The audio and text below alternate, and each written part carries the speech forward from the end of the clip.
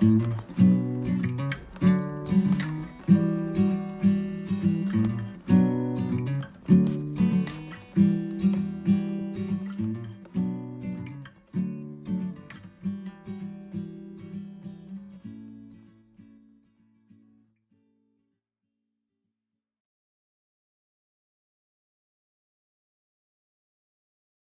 best place to hide the truth is in the pages of a book.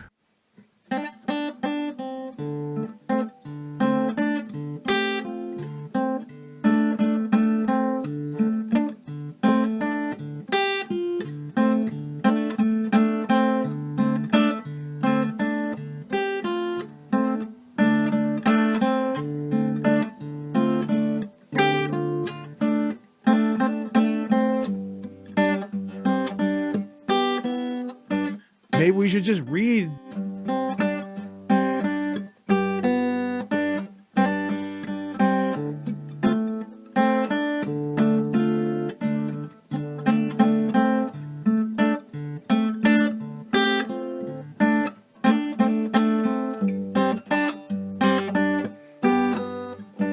Maybe we should just read.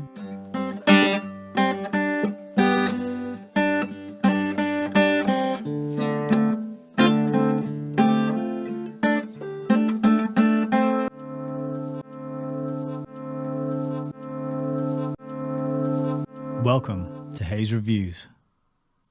Good evening. Hello. This is Hayes Reviews. My name is Nick, and we are back for another reading. We've been ripping our way through Fabian, Freeway by Rose Martin, and oh boy, what a ride it has been. This is an exciting freeway to be journeying down, learning about the Fabian Socialists, a tiny group of seemingly insignificant nobodies who went on to really change the face of the earth. I would say it's looking that way. They've had an overwhelming influence in British politics. That's what we've been learning about in the last few chapters. And very soon we're going to launch into the part of the book that deals with their influence overseas in America and American politics. It's been a wild ride so far, to say the least.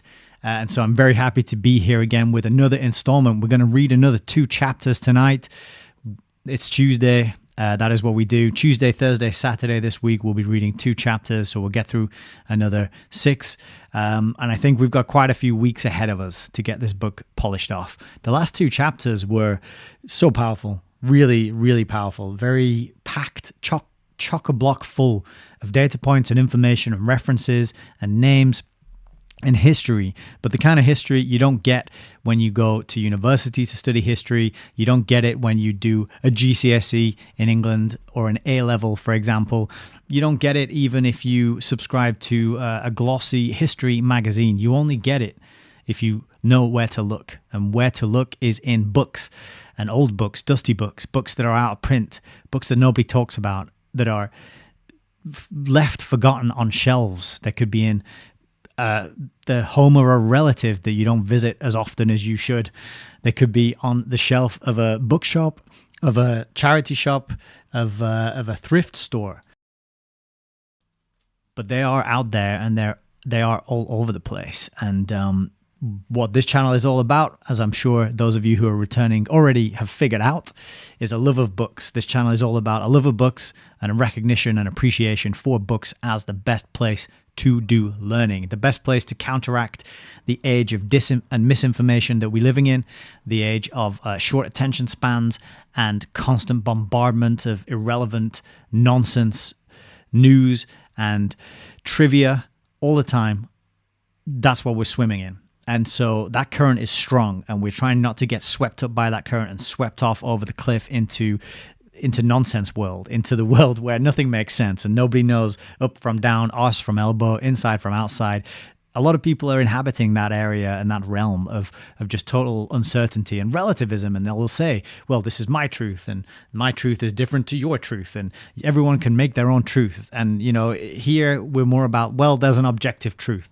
There is a way that things are, and that is something we can study and discover if we are discerning and if we pay attention and if we learn. If we follow, for example, the trivium method of liberal learning. Objective truth exists. The things that have happened in the past are indelibly and immutably written into the fabric of space-time as history.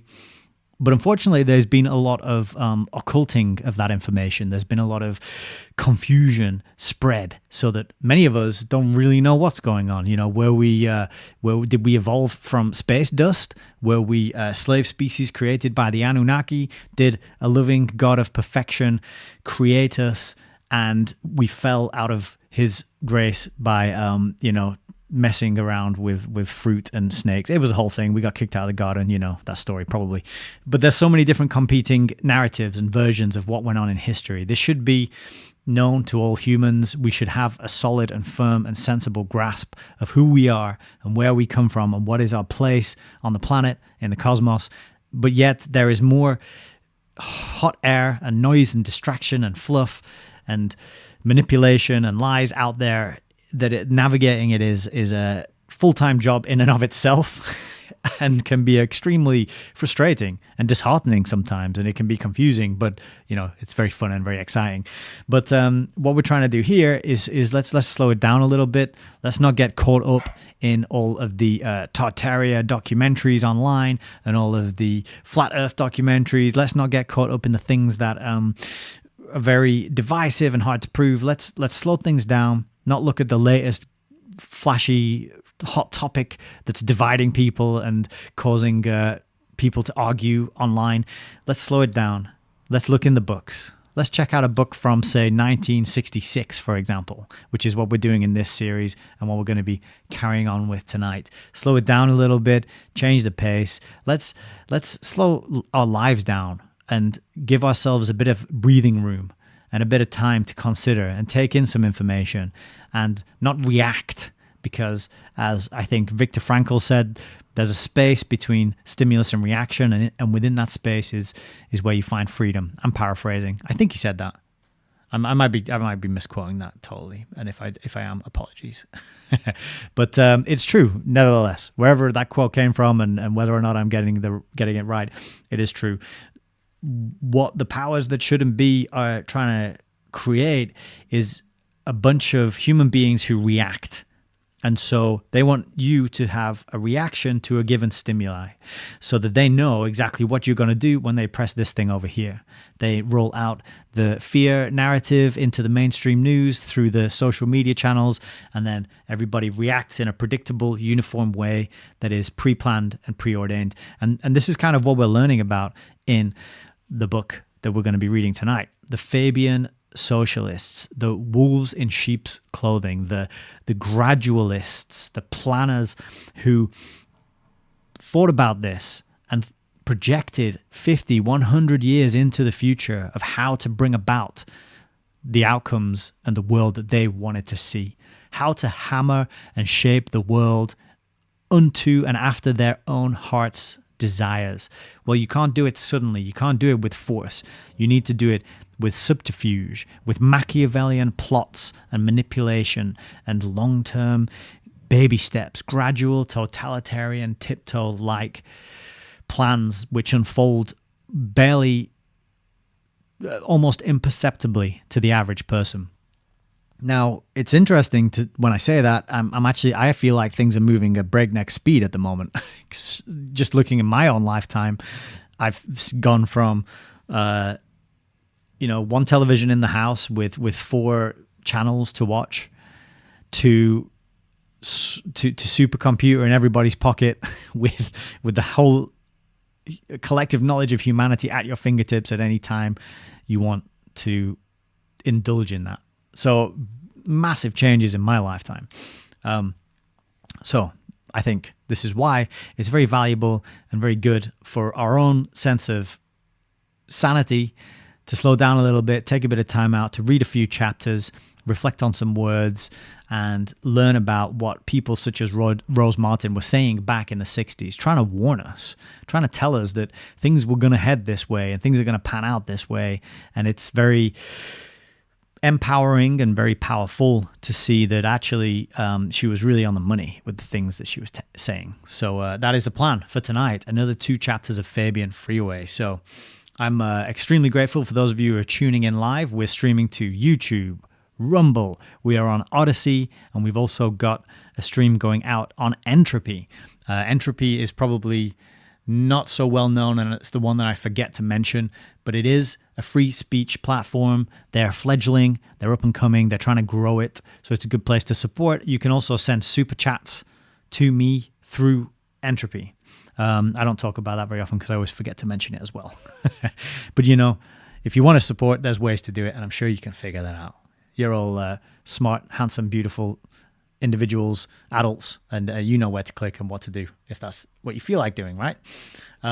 Okay, so welcome. As I said, let's go over to the article camp and get into today's little preamble. All right, so you might have seen on my welcome screen with the music playing, I had a change of art today, not a change of heart. That's a change of art. I wanted to put this one on there. I was browsing Bob. So this is the website of bobmoran.co.uk. I don't know if it's Moran or Moran. I'm not sure. It's definitely not Moran or Moran. And Bob has been absolutely smashing it throughout the great scam of 2020 and up to the present day with some incredible original paintings. We can have a look at some of his masterpieces here. This is his most recent one. It's called Plain Sight. Head in the sand, ass in the air. What else has he got? So one of my favorite ones is this. Good old the king formerly known as Prince Charles. This is a kind of a gross one, and it's disturbing. And the more you look at it and the more details you notice, the more creepy it gets. But I've just noticed, check this out. Look on the top of his chairs here. We have a red globe, and on this side as well, a red globe. So that reminds me immediately of the Fabian window. Remember the Fabian window, the globe that they're hammering, according to their heart's desire, was red because they'd heated it up in the furnace first to make it malleable. The same way you do with a piece of metal that you're going to smash up and bend and shape. You've got to get it hot first. And that's a perfect metaphor for what's being done to us as a race, as a species at the moment. Things are being heated up. We're being boiled in the pan like the proverbial frog, right? So I've just noticed that detail there, the red globe. I wonder if that is not a reference to the Fabian window. You've got the demon reaching over the shoulder here. You've got the sausage fingers, walls extra thick. You have got the probably young children's skeletal remains under the throne. We've got a goat down there. We got Savile. I'm not even going to put my mouse cursor anywhere near that. We got a crown made of thorns and the good old CGI scary invisible particle that gives you the flu. So Bob Moran has been doing incredible work. He sold that one for $32,000. Check that out. That is money well earned, I would say. Lots of fantastic stuff. And for some reason, I decided to come here and have a check on what he was doing. And I remembered that he had this picture, which is one of the good guys we were all lied to. And it's just so wonderfully appropriate for the topic of Fabian socialism, the Fabian society. Their coat of arms, their symbol, their shield on the Fabian window is literally a wolf in sheep's clothing. And I thought this was a fantastic cartoon. This wasn't, as far as I'm aware, and from what I recall, wasn't made in reference to the Fabian society. It was made in reference to this conversation which happened once the big C event was declared over, and we were allowed to go back to our those of us who complied were allowed to go back to our normal ways of doing things.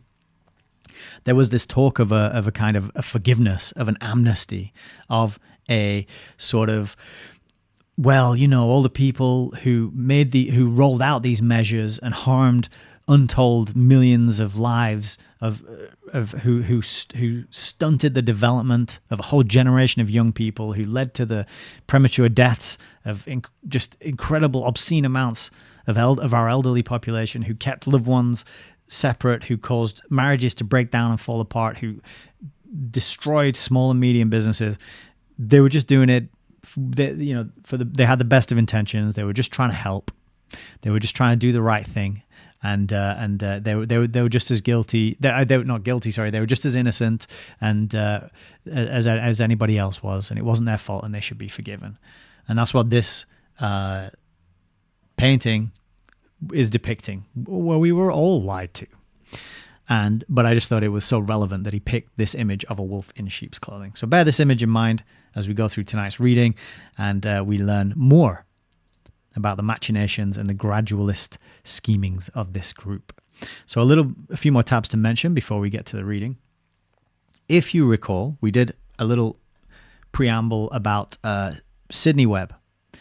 Sidney and his wife Beatrice, they were actually barons.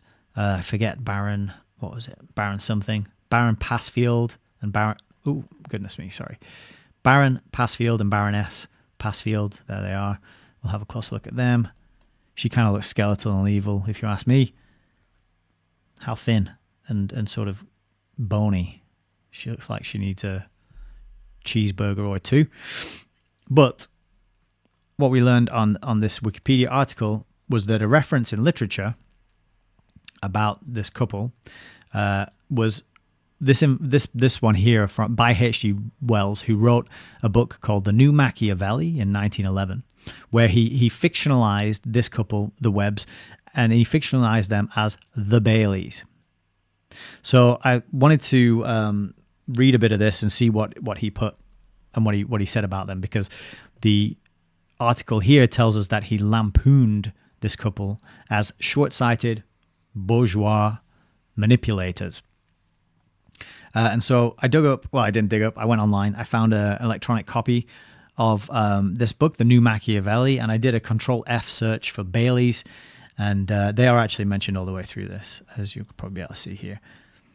If you see on the left, that's all the times that they're mentioned. So they do feature prominently in this story. If you wanted to read the whole thing, you would probably get quite a good insight into what this couple was like from somebody who knew them firsthand. But the bit that I wanted to talk about today is here, this paragraph. He says, so he's talking about being at the Baileys' home. He says, at the Baileys, one always seemed to be getting one's hands on the very strings that guided the world. You heard legislation projected to affect this type and that. So presumably this type means type of person. Statistics marched by you with sin and shame and injustice and misery reduced to quite manageable percentages. So that is telling you there, reducing all that to quite manageable percentages. This is the era of statistics, of gathering information, of data, of what we talked about in the Rockefeller book. We talked about the practice of handing out surveys, getting people to fill them out and gathering all that information in the name of public health. So it's data gathering. How to Lie with Statistics is a book that springs to mind. You found men who were to frame or amend bills in grave and intimate exchange with Bailey's omniscience. You heard Altiora canvassing approaching resignations and possible appointments that might make or mar a revolution in administrative methods, and doing it with a vigorous directness that manifestly swayed the decision. And you felt you were in a sort of signal box, with levers all about you, and the world outside there, albeit a little dark and mysterious beyond the window, running on its lines in ready obedience to these unhesitating lights, true and steady to trim termini. So I thought that was quite a paragraph. Knowing that H.G. Wells knew the Webbs personally gives us an insight into their influence, their And this whole the old imagery reminds me of the Wizard of Oz, where the curtain is pulled back and there's a little man there and he's pulling levers and he's making, spinning things around and the steam's coming out and all that's happening. And thinking of that, little man with a beard standing behind a curtain, pulling all the levers and things and speaking through a microphone and having his voice amplified. And she kind of looks like a wicked witch as well, doesn't she? How do we get out of this? Let me just go back here a sec. I'm stuck on this picture of this haunting and scary couple that I don't want to look at anymore. So I thought that was a good little paragraph to give us an insight into the webs. So that was one thing I wanted to say, and this is really easy to find. If you type in H.G. Wells, the New Machiavelli, I think this is Project Gutenberg website. Oh no, maybe not, but you got it there. You'll be able to find it and you can read the whole thing. And then if you want to just find the bits that are relevant to the webs, you can just type in, like I did, Bailey, and then do a Control F search. So it says here, the Baileys, two active, self-centered people excessively devoted to the public service. It just makes you think of the road to hell being paved with good intentions. Quite a revealing paragraph, I'm sure you would admit, straight from the horse's mouth, so to speak. Okay, so next thing I wanted to talk about, this was put on my radar by a commenter who left a message underneath one of the short videos that I put out earlier this week. And he mentioned this author who I'd never heard of, and I'm really glad that I made that video and put it out there, and that person found their way to it and let me know about this writer. His name is Jason Horsley. And that's Jason with an S-U-N, spelled S-U-N. I'm trying to find where it is on this screen so I can show it to you. But it's not here. Maybe I'll show you in a minute. But this, you can see it there in very small red letters. Jason Horsley has written a book called The Vice of Kings: How Fabianism, Occultism, and the Sexual Revolution Engineered a Culture of Abuse. And apologies if you can hear a dog barking in the background there. I'm dog sitting at the moment for my parents' dog while they're on holiday, and she likes to bark at other dogs who bark outside the windows. So this guy, who I'd never heard of, and I still haven't read his books or listened to his stuff, but I wanted to talk about him because he is apparently from a progressive Fabian family of British entrepreneurs. So we'll just read this blurb here. The Vice of Kings provides the much-needed deep background and broad context for understanding the predations of Jimmy Savile. So remember the picture of the king formerly known as Prince Charles, and the ever-growing accounts of high-level power and sexual abuse within British society, taking a long backwards view at the cultural streams of Fabianism, occultism, and sexual politics that have shaped both our world and our psyches. Beginning as an investigation into the author's childhood inside a closet aristocracy of progressive British entrepreneurs, Vice of Kings uncovers a history both disturbingly personal and shockingly universal. By juxtaposing disc jockey Jimmy Savile's secret cultural, criminal, and political affiliations in the second half of the 20th century with the life and teachings of Aleister Crowley in the first, it uncovers an alarming body of evidence that organized child abuse is not only the dark side of occultism, but the shadowy secret at the heart of culture, both ancient and modern. There is the author's name. If you wanted to make a note of that, I've put it in pink. Jason, S-U-N, Horsley. So he's been around. He's been working hard. He's got multiple websites. He has multiple books. In fact, you can go here. You can click books, etc. page. He has got, what's this? 9 books. 9 books. So yeah, he's been doing his thing for quite a while. Definitely be worth looking into and checking this guy's out. The other book of his that stood out to me that I wanted to mention is this one, which is called Big Mother, the Technological Body of Evil. And I thought it was a brilliant play on Big Brother, right? Big Mother.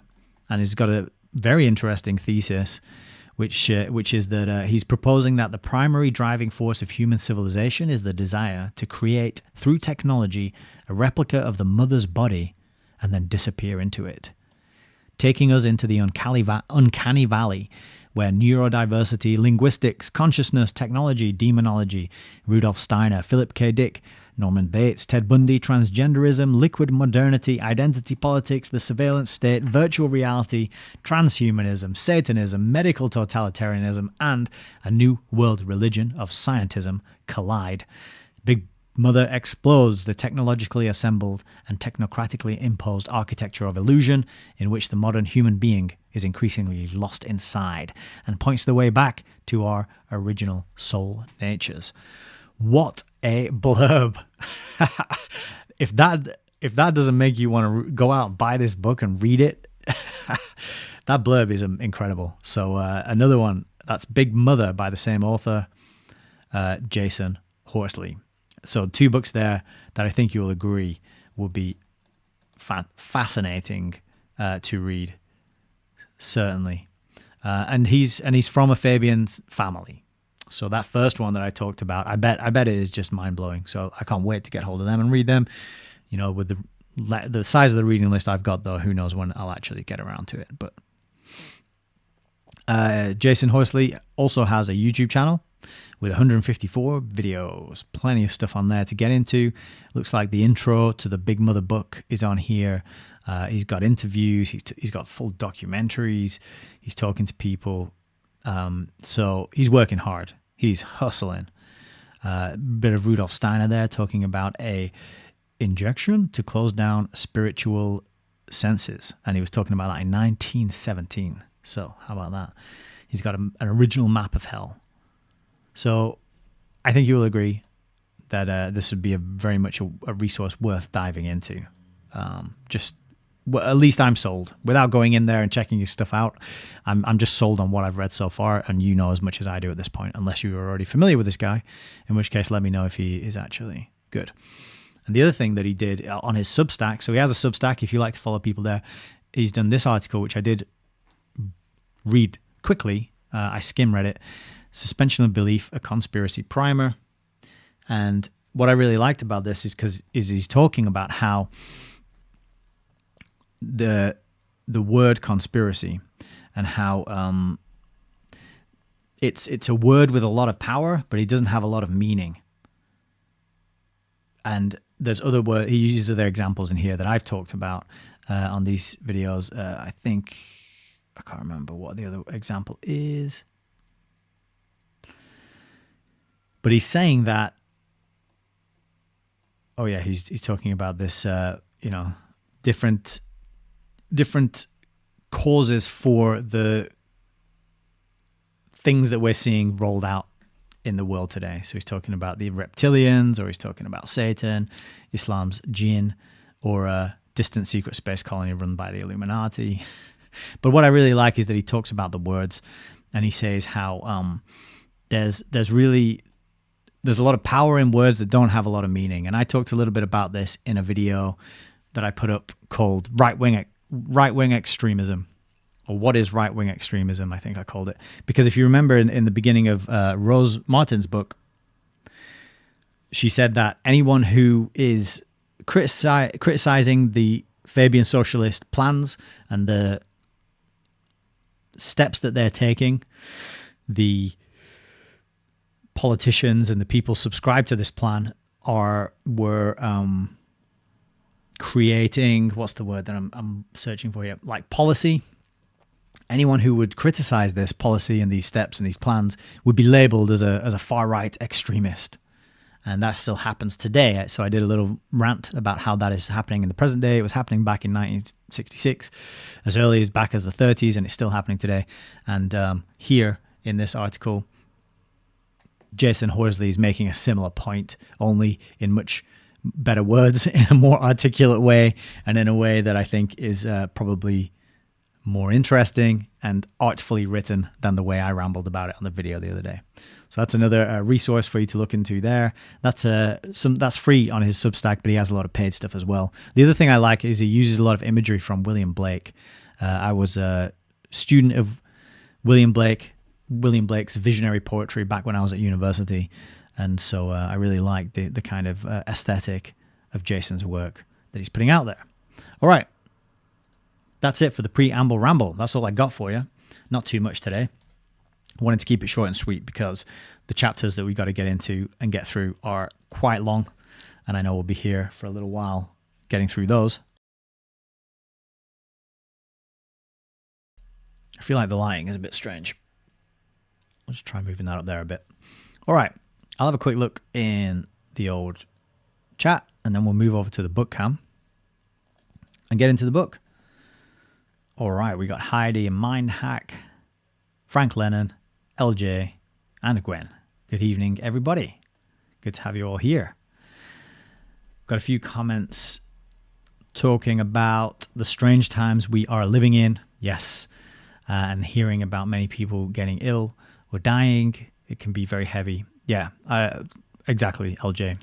So many of us are going through that, and it shouldn't be happening, but it is. And so it's a good time to reflect on what keeps you spiritually strong, what gives you cause to be grateful, how many different ways can you count your blessings, whether it's a very small thing. That's how I counteract facing this sort of stuff, by being very, very grateful for the small blessings and the big blessings and all the many blessings in the world, because keeping an eye on those and counting them. And when you try to count them, you really do find that there's too many to count.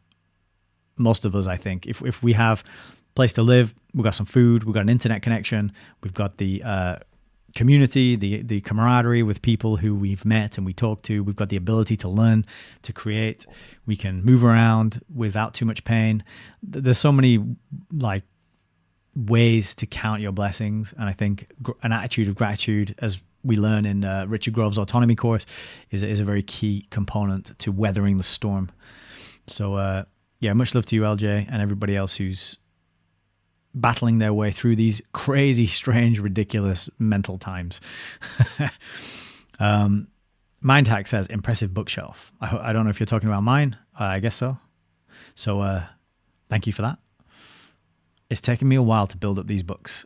And the shelving is all, well, actually the big ones. So this one on this side and the big one in the middle over here, they're secondhand shelvings that I got very cheap. And the other two were brand new. And I had to put them together myself because I needed something that was exactly that width to go between those two. But I think it's looking good. It's full, so that's the only problem. I need another one. Okay. Heidi's got some good advice. Stare into the abyss and then have a cup of tea or a cocktail. LJ says, Nick's taking my mind off it. I'm happy to hear that. That's what it's all about. Yeah. Mindhack says, we're all experiencing it. Yeah, that's it. And I think we've got to try and, like I said, find things to be grateful for and take comfort and solace in learning our way forward and trying to help those around us who need it.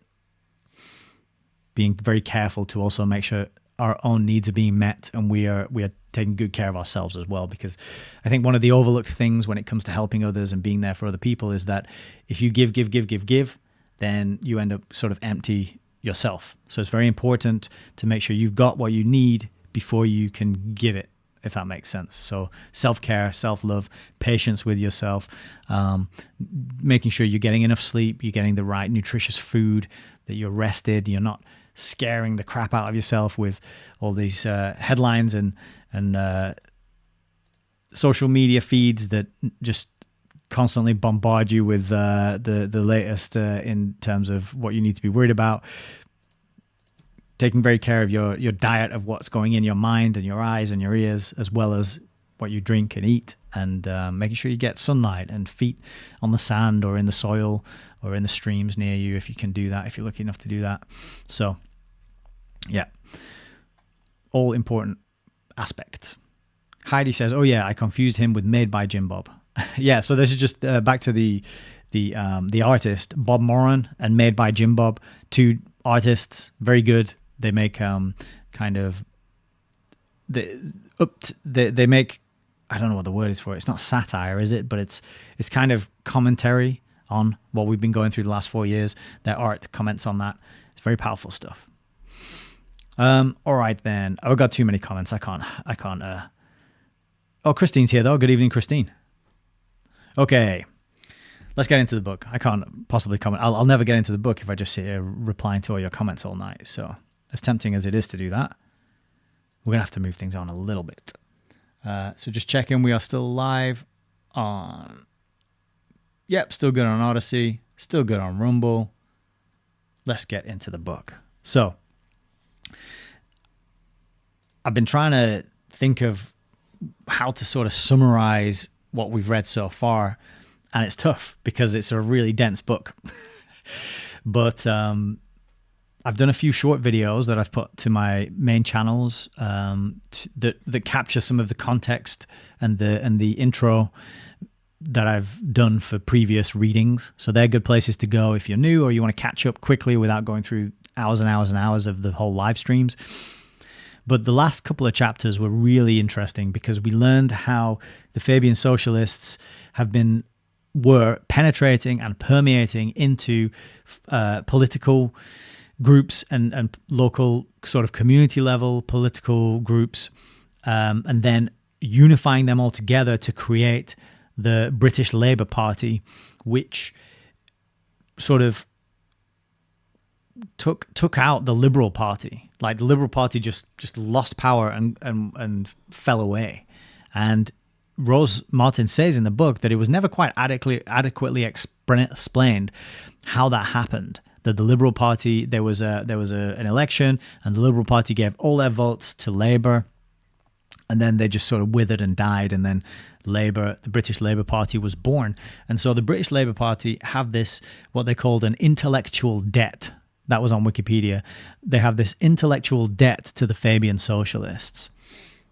I had no idea that link was going to be there, but this book is telling us about that history, how they used the unions, the labor unions, and how they also used the female vote. So they sort of petitioned and worked and campaigned to get the vote for women. And then once the women got the vote, they promised the women better jobs for their husbands, and the women helped vote for their preferred candidates and get the Labour Party in power. So a lot of sort of Machiavellian machinations going on. And I think we're going to learn... We've got 2 more chapters in this first section, which is all about Britain. And then we're going to be going into the section of the book which deals with America. It's going to be pretty fascinating. So let's get into it. And we have got chapter 7. This is Trial by Ordeal. 1,000 years of English history went out the window between 1945 and 1951, to borrow a phrase from Harold Wilson, MP, chairman of the Labour Party in 1962. Wilson was subsequently Fabian leader of the Labour Party in Parliament in 1963 and Prime Minister from 1964. That headlong dissipation of national glories and personal liberties was effected by strictly lawful means. Indeed, this was accomplished by a whole series of parliamentary acts drafted well ahead of time by the ebullient pioneers of the new Fabian Research Bureau. Over a decade before, in 1934, the Bureau had published a study on what it termed parliamentary reform over the signature of Sir Ivor Jennings. Little noticed at the time, it later proved to be quite significant, for it prescribed certain changes in established parliamentary procedure by means of which a socialist government could work its will democratically on a trusting people. So that reminds me of something that was in a previous chapter, which was about how the working class people were told to start voting with their conscience, and that the Labour Party was that option. So if you wanted to vote in accordance with your conscience to help working people, to help labour unions, then vote for the Labour Party. And the people who fell for this and put their votes behind this group had no idea, presumably, that it was created and made with this long-term planning, with this wolf in sheep's clothing, with this group of people who were very elitist and that looked down on the working class. So again, it was the better nature of people's humanity, the better qualities were being played and used against them in order to make their lives worse and to further the agenda of this small clique of people.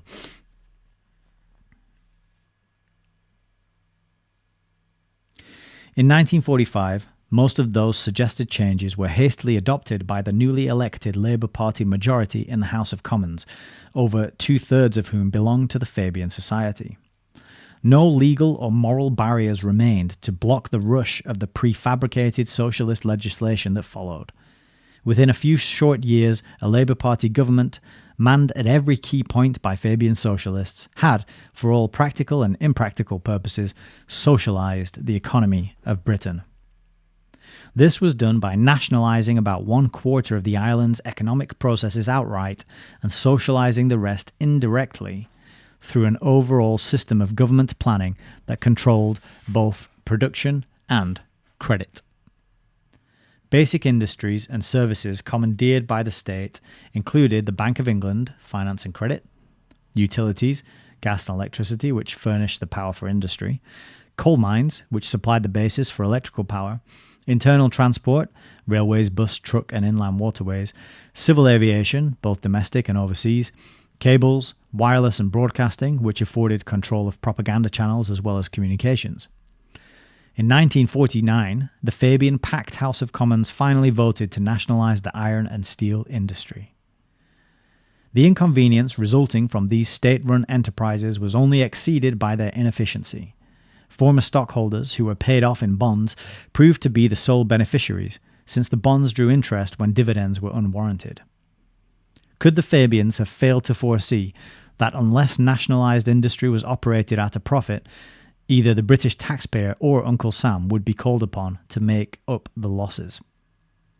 The railroads ran at a deficit. Each ticket sold on British Overseas Airways cost the government, on the average, $250 more than was taken in. While production and export figures in most sectors of industry showed a monetary paper increase, the rise was in terms of inflated post-war values, but obscured a decline in the real amount of goods and services. Under political management, British coal production in 1947 fell 7 million tonnes below the output of privately owned mines 10 years earlier, even though several $100 million had been spent to modernise the mines and increase their output. That year, Emmanuel Shinwell, Fabian-trained Minister of Fuel and Power, was obliged by the coal shortage to cut off industrial electricity in the London and Midlands areas for a 3-week period. The effect was to close down 75% of British industry, put 2 million working-class families on the dole, and lose Britain over $750 million in much-needed export orders. Moreover, it appeared that national planning involved other arbitrary features for which the public was unprepared. Planned production, while failing visibly to produce abundance, had certain other unavoidable corollaries. It demanded wage controls, price controls, rationing at home, currency control and export control in foreign trade. Oh, hang on, that was the end of the list. It demanded wage controls, price controls, rationing at home, currency control and export controls in foreign trade. Though such measures might be accepted as necessary during a war, in time of peace they proved as oppressive as they were economically unsound. At a moment when other victorious nations were moving as quickly as possible to lift war-imposed restrictions, Britain's Fabian socialist government acted to prolong them. In addition to being continued, their effects were multiplied, almost beyond the capacity of the people to endure, by a swarm of subsidiary regulations. Daily the press announced new decrees affecting not only the management of business and industry, but the lives of every householder and small shopkeeper as well. The earthly paradise Labour Party spokesman had promised the common man.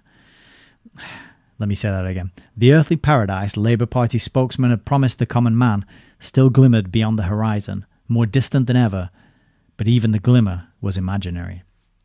So it's these big promises, but in actual fact, what it amounts to is more top-down control and more centralized control. And when you have centralized control, then you have people in far-off places making decisions, and they'll never have to come face-to-face with the people who make those decisions. I often think about tax. In England, our tax is taken out of our pay packet, sent over to London. They chop it up. They send a bit back to Preston, and then Preston sends it over to the town where I live, my hometown. And so by the time the money that's taken from my pay packet gets its way to the town where I live, it's had all these slices taken out of it for other things, and there's barely anything left.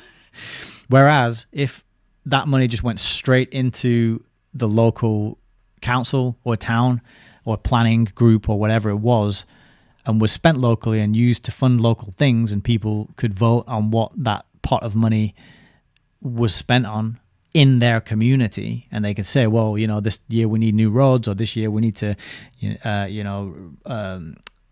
do some work on the school or build, et cetera, et cetera. But no, it has to be centralized, which means it's managed far away, and you can see this pattern being repeated on bigger and bigger and bigger and bigger scales as history kind of unfolds and goes forward. So yeah, these promises of earthly paradise, it's always the way of the socialism / communism advocates, isn't it? But then the actual reality of it is like famine and destitute, desperate poverty.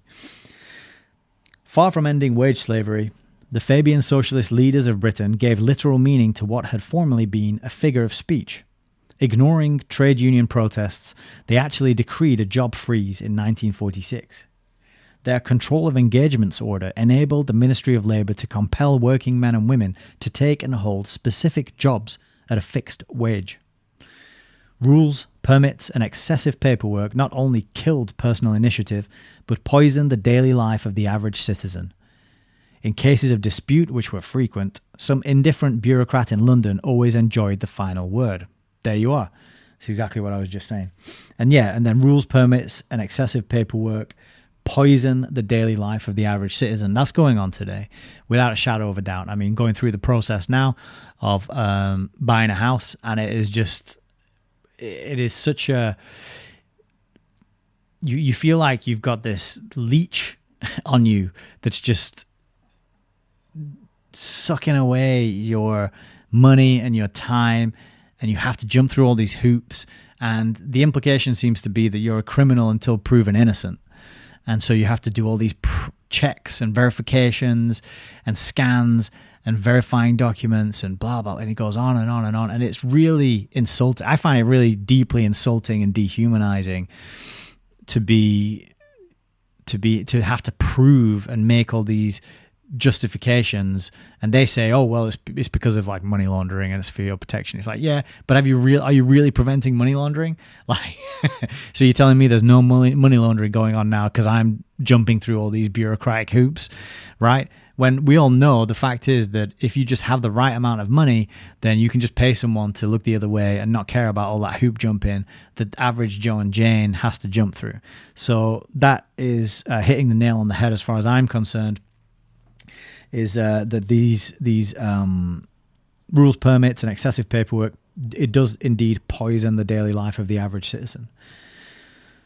And then, and now in this day and age, you have, if you want any recourse or you want to complain, it's hard even to just speak to a human being, because you end up talking to some automated menu and you're on hold for 45 minutes. And if you do get through to a human being, they're probably not even on the continent, and they don't even know how to fix your problem. So it's an infuriating, dehumanizing process on every level.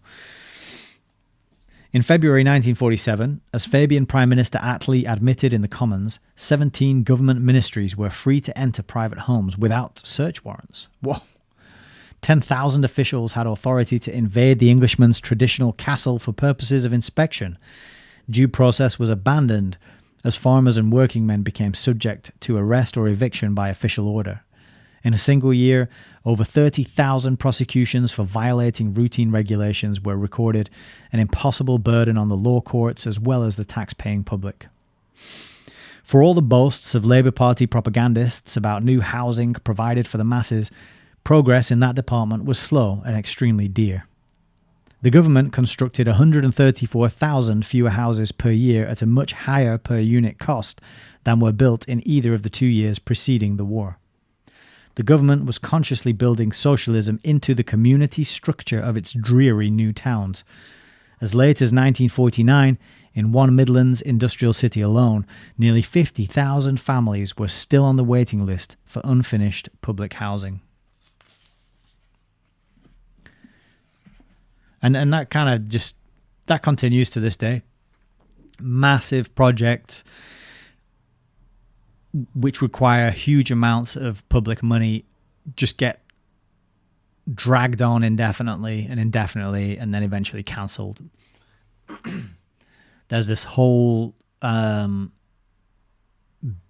sort of business around these huge infrastructure projects, but because of the bloated bureaucracy, because it's overcomplicated, you actually just have massive amounts of people who just do what I call pixel pushing.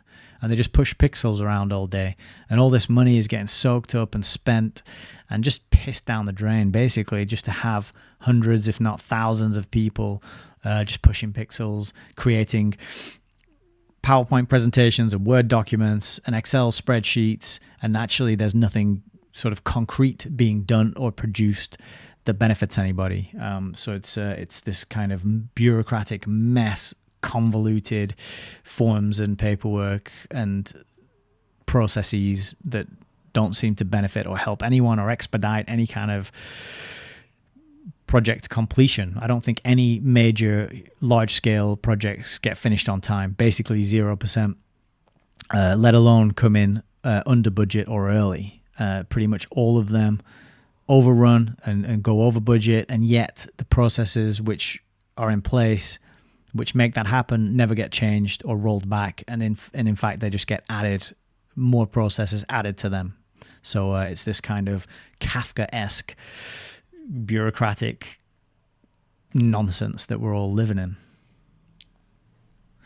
While wages were frozen at wartime levels, prices soared as stocks of food declined, a fact hardly improved by the government's donation of $2.50 per week to each householder's grocery bill. So that reminds me of the money that was handed out during the Big C event. We've had money handed out recently to help with, like over winter, to help with the cost of gas going up because of, Putin. So the government is like, oh, we'll give you some money. And our water board did the same thing. They gave us a refund. So they put the prices up and then they give you some money back and they tell you that they're helping you out because they care about you. Premiums for social insurance were a further drain on the income of employed persons and pensioners. Failure to make these payments was punishable by fine and or jail. Yet the cost to the government of such social services far exceeded the sums collected annually for the purpose. Although the widely touted beverage plan was in effect, it had by no means succeeded in abolishing want. As one left-wing American commentator noted, this was John W. Vandercook from Good News Out of England in Harper's Magazine, the plan merely furnished a thin cushion against total disaster for the most impoverished third of the population.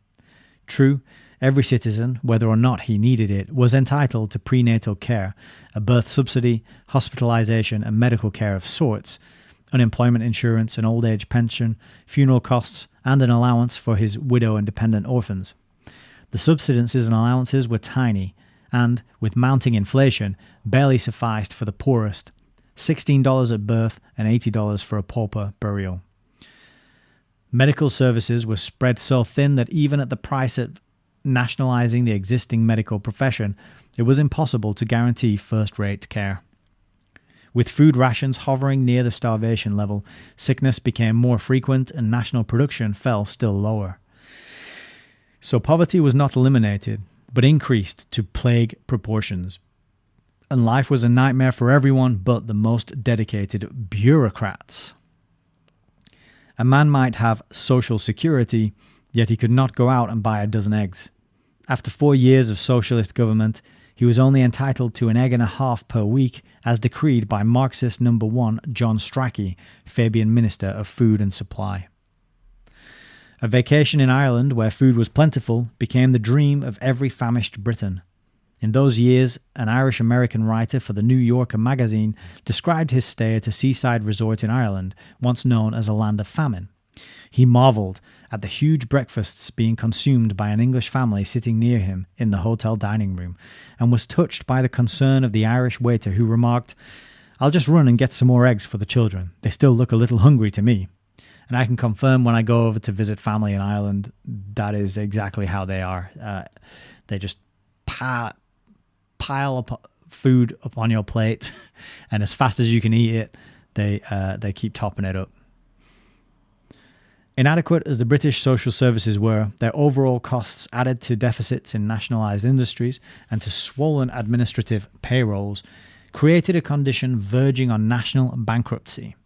This would have been evident much sooner, except for the fact that a free-handed administration in Washington had been paying most of the bills for Britain's Fabian socialist experiments at home and in the dwindling colonies.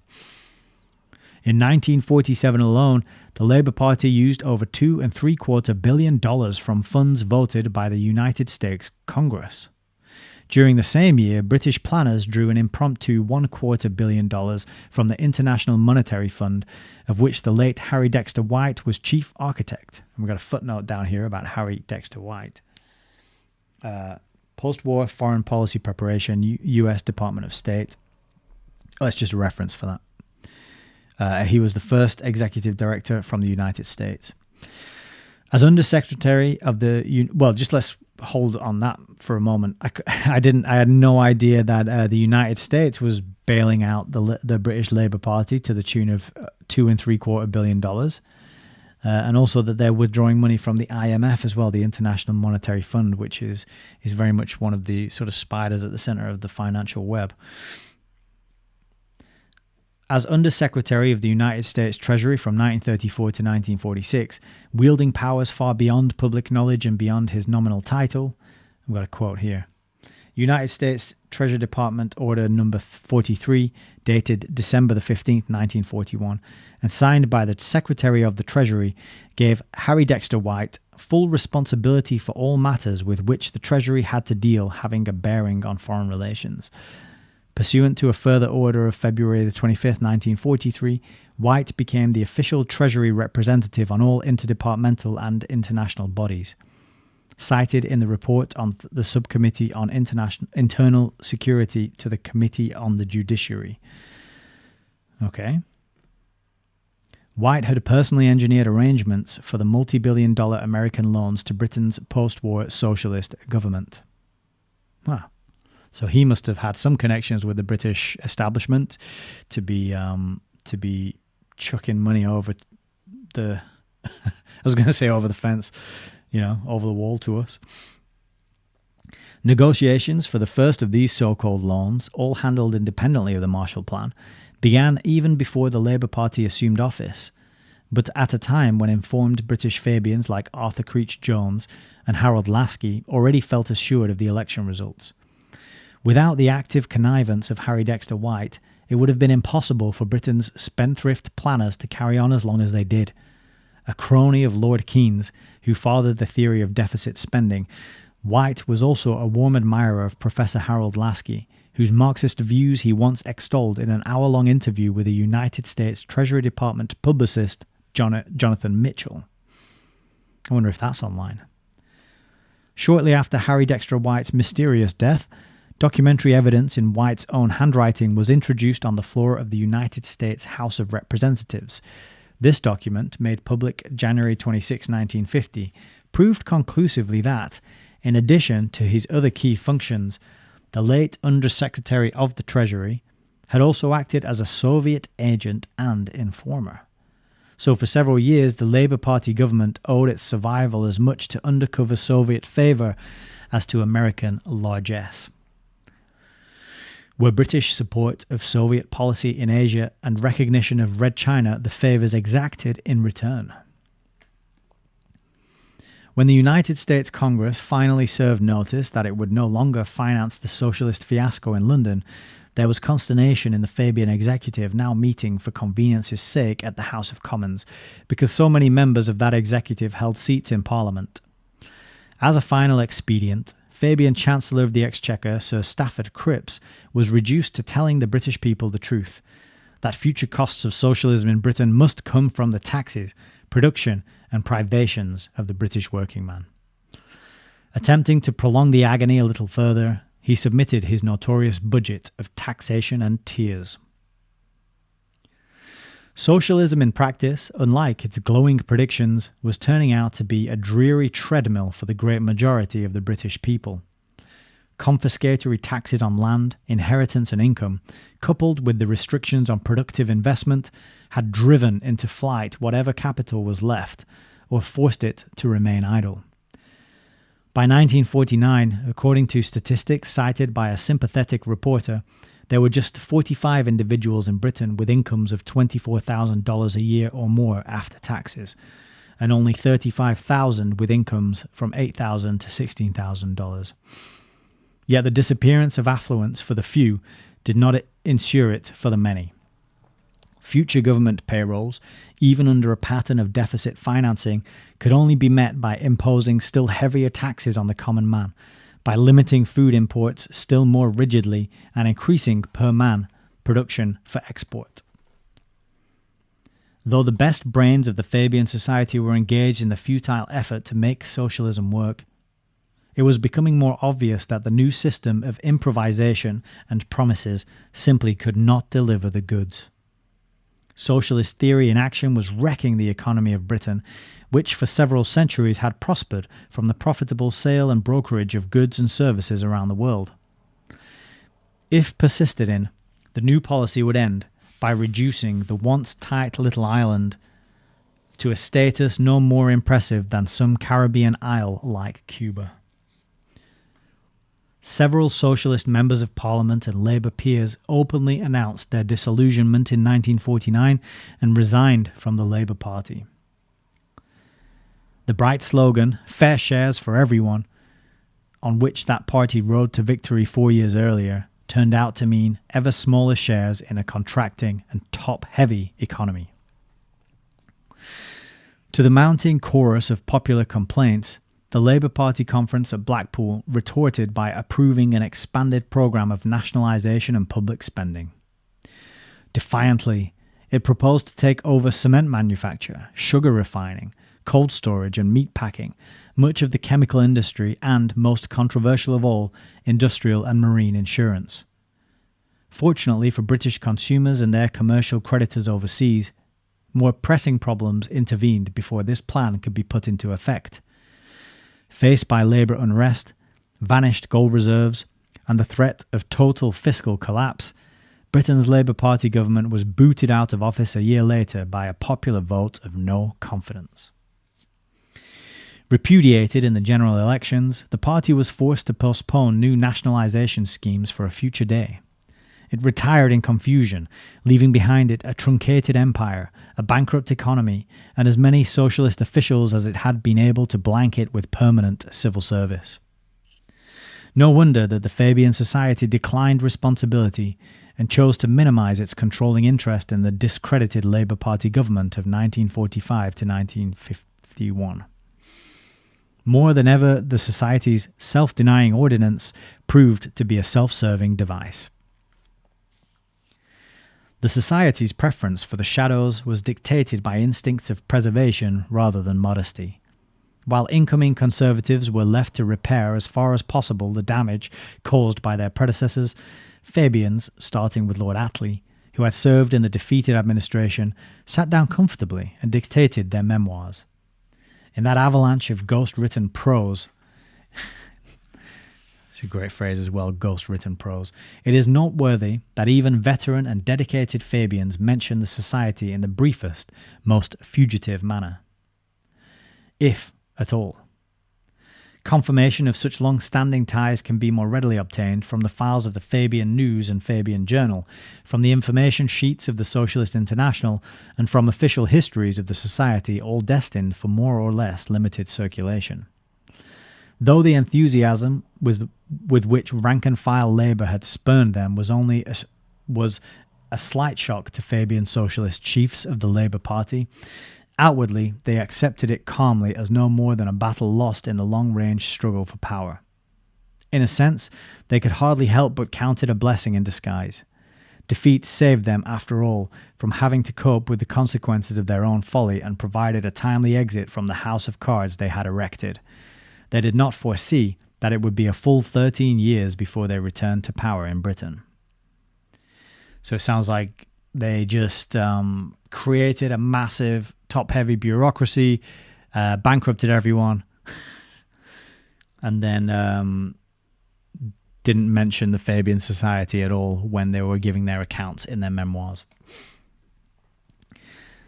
As they had done after previous political reverses at home, British Fabians promptly consoled themselves with adventures abroad.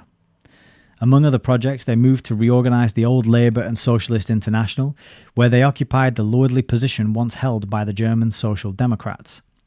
The Fabian Society's handwriting was plain in the International's 1951 Frankfurt Manifesto, which declared democratic planning to be the basic condition for achieving socialism. Statism and the welfare state, as demonstrated by the British socialists during their spell of majority Labour Party government, were being packaged deceptively for export around the world. So it's like they practiced it and they tried it at home and they learned some lessons, and now they're trying to take it abroad. Gilded with the prestige of the high offices they had recently held and the patents of nobility conferred on them, top Fabians now applied themselves discreetly to promoting the same system in other lands that had just failed so dismally in Britain. Their plans provided for levelling the wealth of nations as well as individuals, with the United States the prime target and natural victim.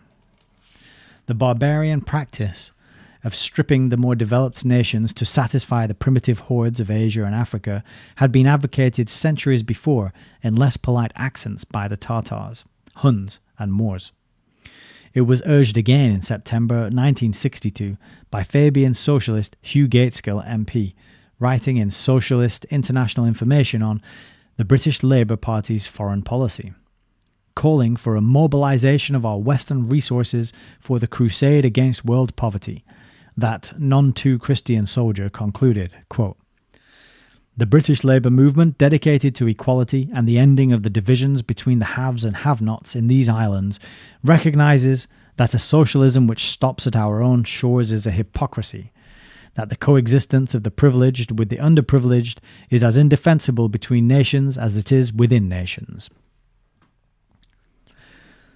Coexistence with the Soviet Union and its satellites, however, was defensible and remained a basic point of Fabian foreign policy. It was echoed by the Socialist International, whose 42 member and observer parties claimed to speak for 11.8 million persons and to control 64.5 million votes around the world. It was echoed by a succession of Fabian socialist ministers in the Commonwealth countries, typified by Prime Minister Walter Nash of New Zealand. In August 1954, Morgan Phillips of the Fabian International Bureau, a former chairman of both the British Labour Party and the Committee of the International Socialist Conference, had led a British Labour delegation that included Lord Attlee on a junket to Moscow and Red China. En route, the group also visited Stockholm, Helsinki, Singapore, Beirut and Tokyo, met representatives from Malaya and Burma, and exchanged views with many socialist parties at these places. As a result, the Asian Socialist Conference met for the first time in a joint congress with the Socialist International in July 1955.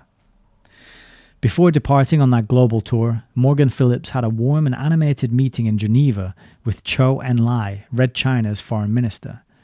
The Chinese communist leader, wearing his simple blue-grey uniform, came in hurriedly and announced through an interpreter that he had just seen Charlie Chaplin, so much admired and touted by Fabians in other years.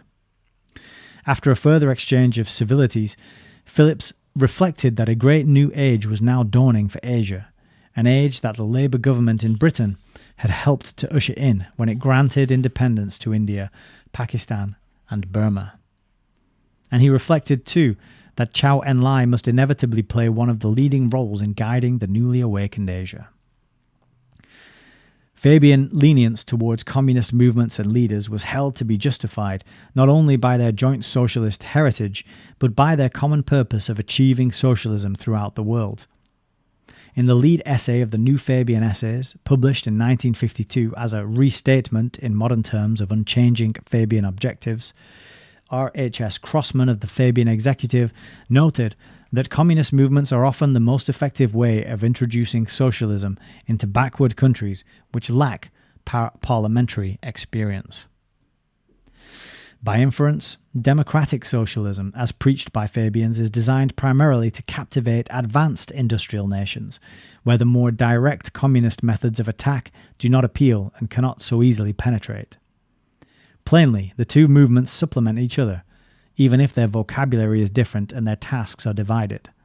Thus, Crossman urged coexistence with the communists, though he protested almost too emphatically that coexistence did not mean cooperation.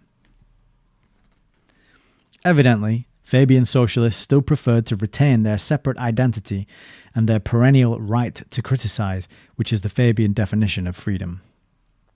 A critical attitude towards friend and foe alike has characterized the movement from its earliest days and confirmed in its practitioners a satisfying sense of being superior persons.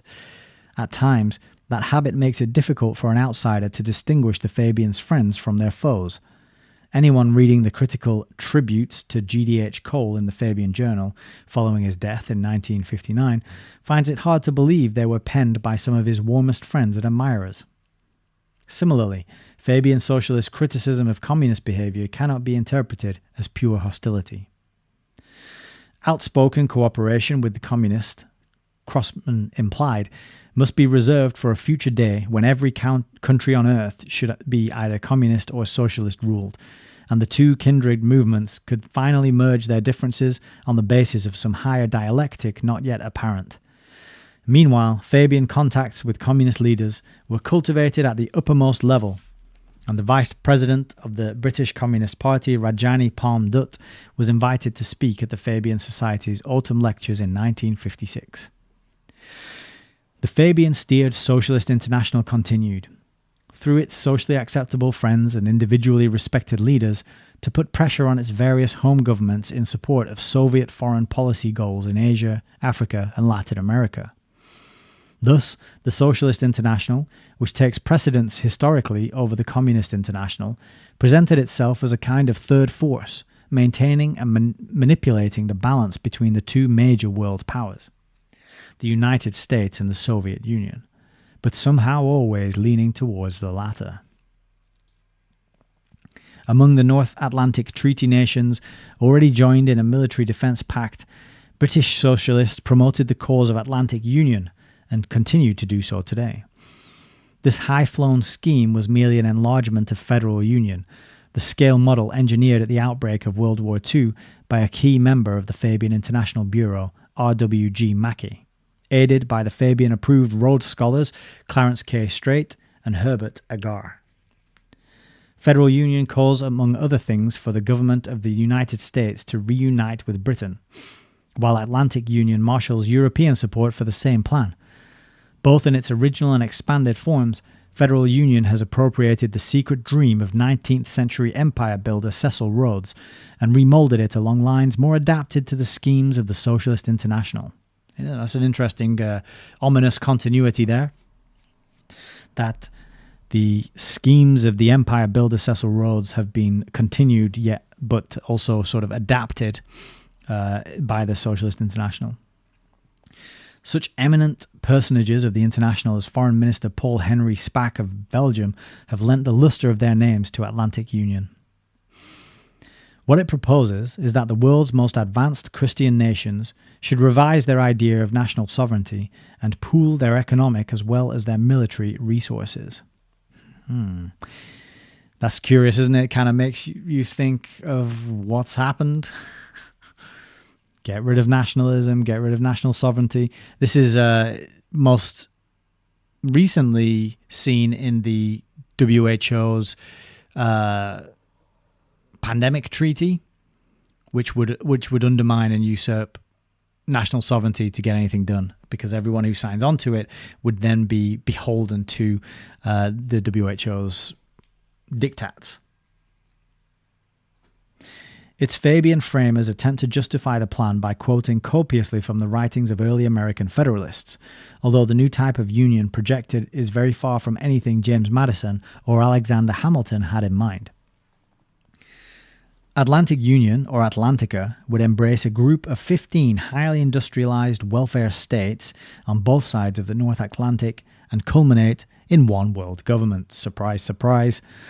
The socialist character of that eventual world state is not emphasized in the smoothly written propaganda and even smoother social functions designed to attract industrialists, financiers, educators, statesmen, and military figures of the several NATO nations.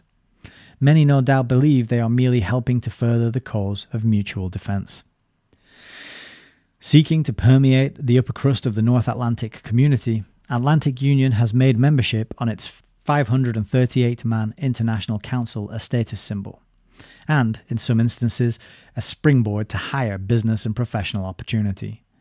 By indirection, its authors also aim to weaken resistance among the socially elite to the adoption of socialist-sponsored programs in their homelands and in the world.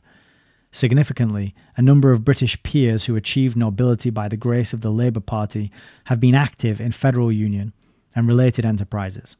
Prominent among them was that well-known international bleeding heart, Sir William, later Lord Beveridge, and much publicised father of the welfare state.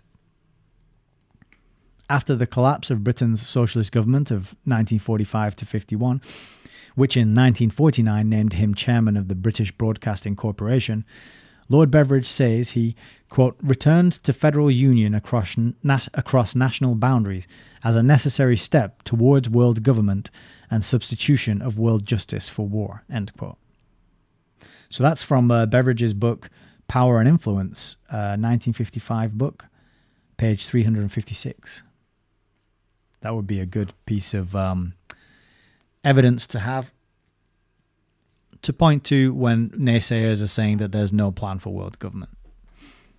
Well, you've got the president of the BBC saying that that there is a plan for that, and here's how we do it. Previously, he had been a charter member of the Interparliamentary Committee for World Government. No, there you are. I didn't even know that was a real thing. Interparliamentary Committee for World Government. It'd be worth checking that out too. Indeed, he headed a coterie of economists who actually undertook to draft a practical plan for Atlantic Union merger and to apportion the wealth of nations on an equitable basis. Reports prepared by his committee on the economic aspects of federation, though perhaps a trifle dated, would no doubt prove edifying to members of the United States Congress today. While striving to render patriotism outmoded and to discredit the concept of national sovereignty in the more literate countries, British Fabians at the same time speeded up their efforts to promote nationalist movements in so-called backward areas of the globe. At first glance, this might seem a contradiction.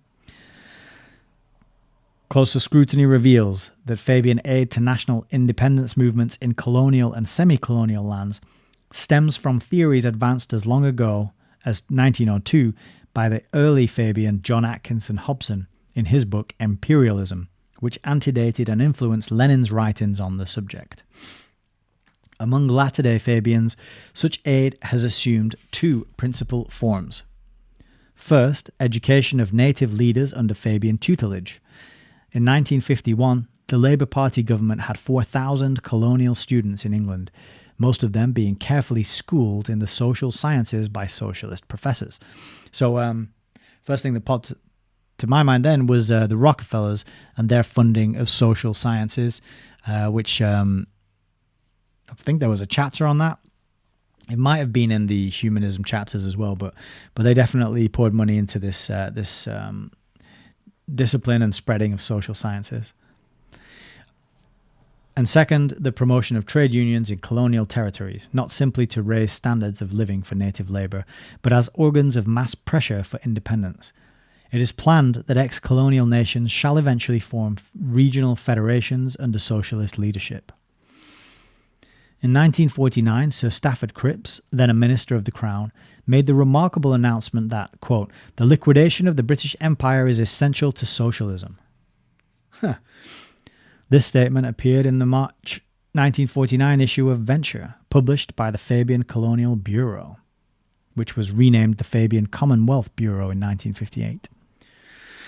During the same year, the International Confederation of Free Trade Unions was formed as an adjunct of the Fabian-led Socialist International to speed colonial liquidation not only in British territories but in other regions as well, excluding, of course, the Soviet Empire.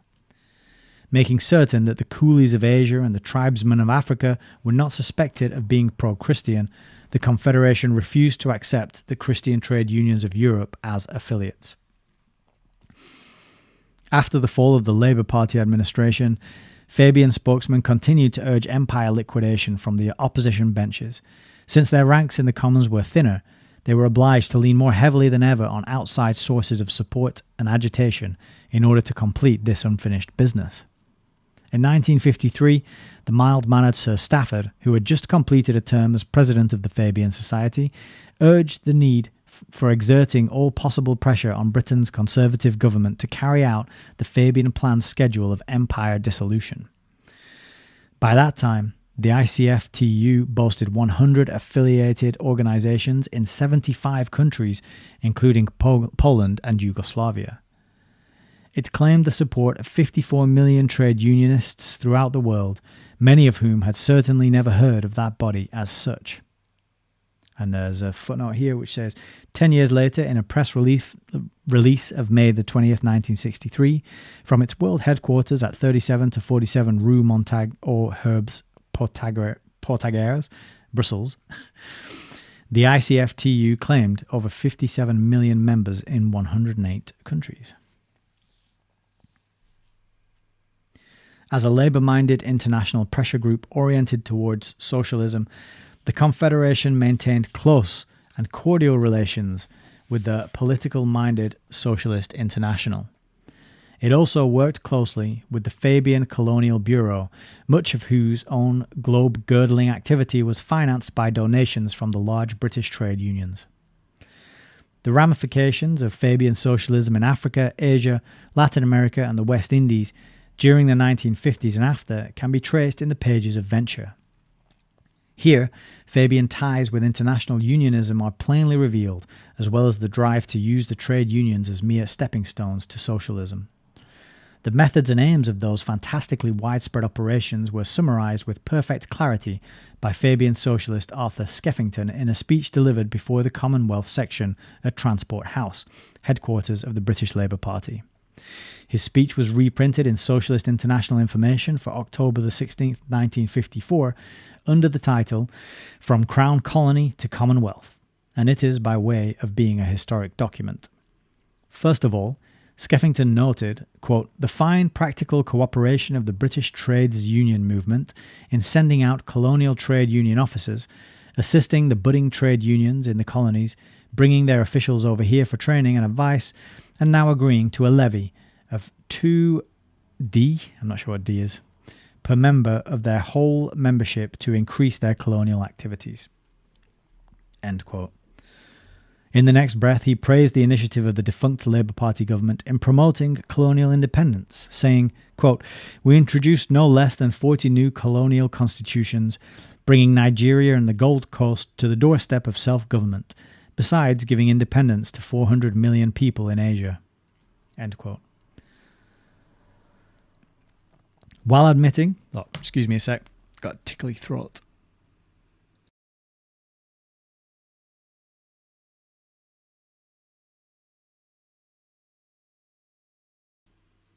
Okay, I'm back.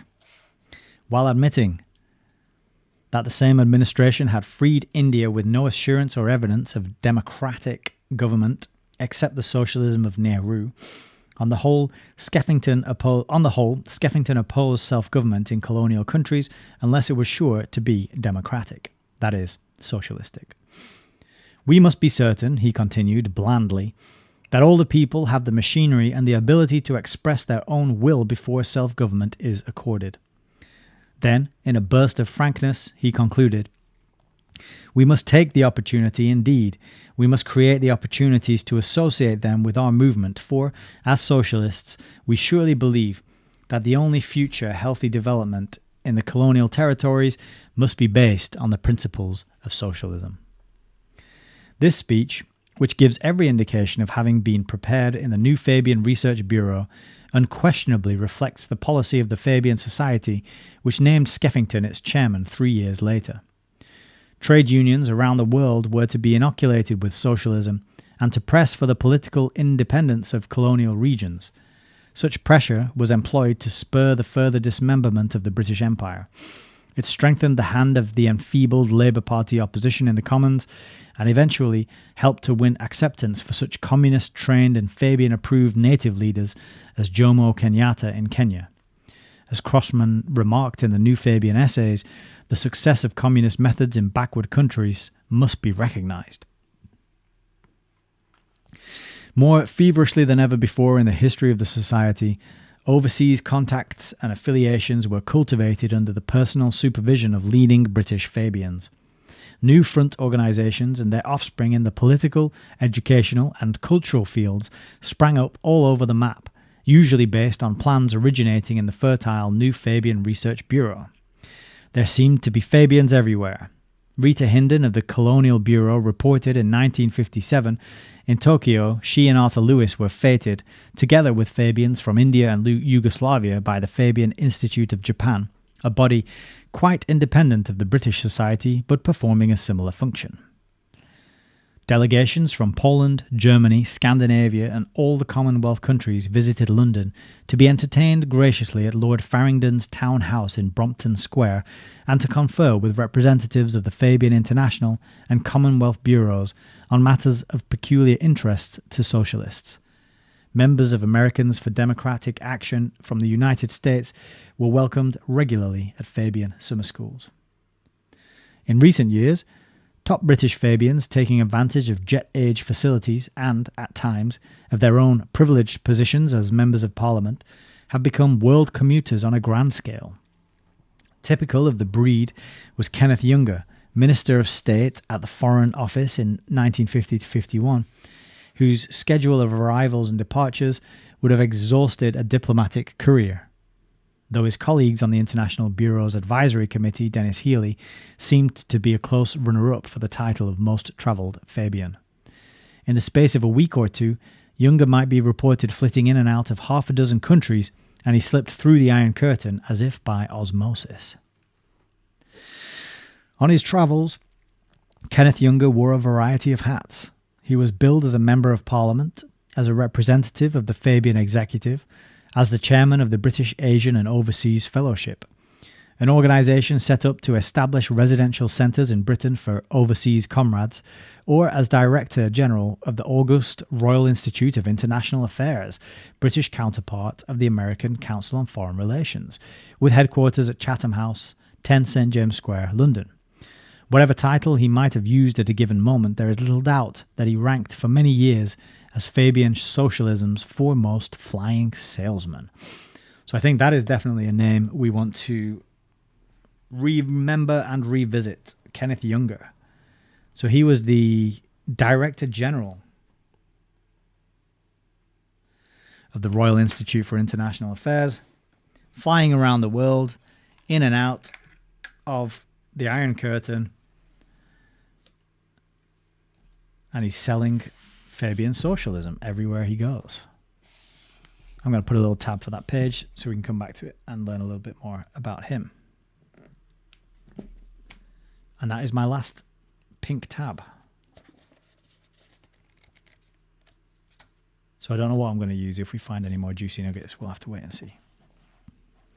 Interesting to see the Institute for International Affairs mentioned, though.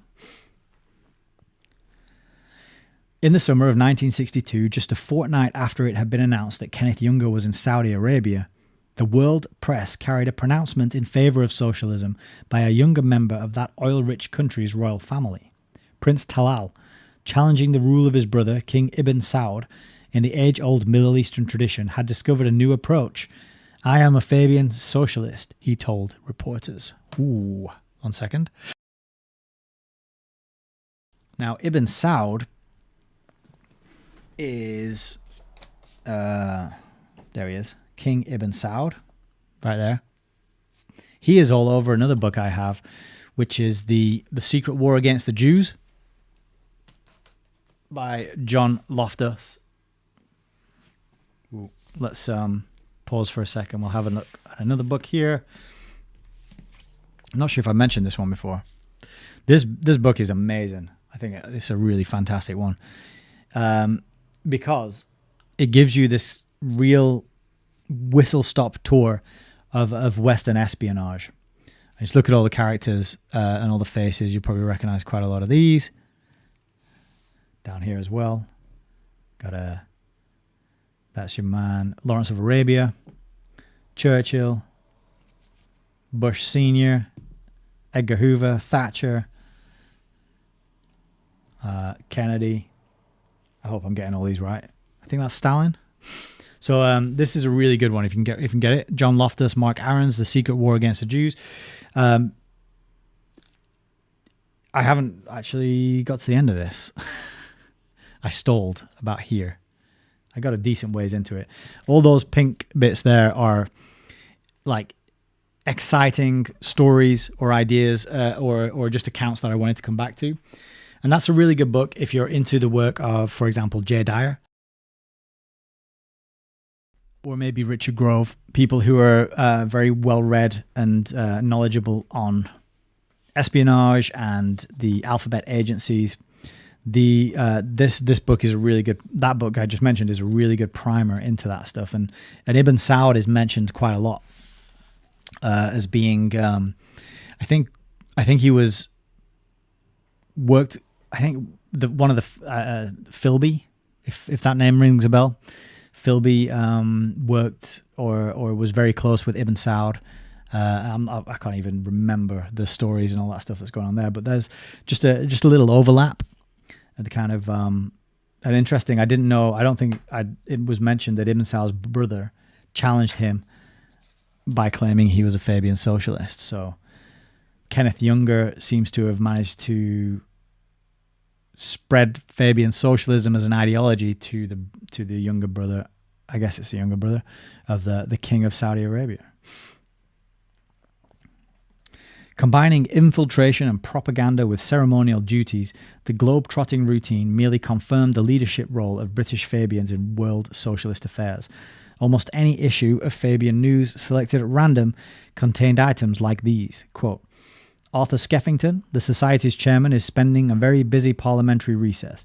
He returned from a visit to East Germany to direct the summer school at Oxford, and then left on a parliamentary delegation to Tanganyika. He will return for the Labour Party conference at the end of September. Another Fabian with a tight schedule is T.E.M. McKittrick, who is at present commuting between France, Turkey, British Guiana, and New York.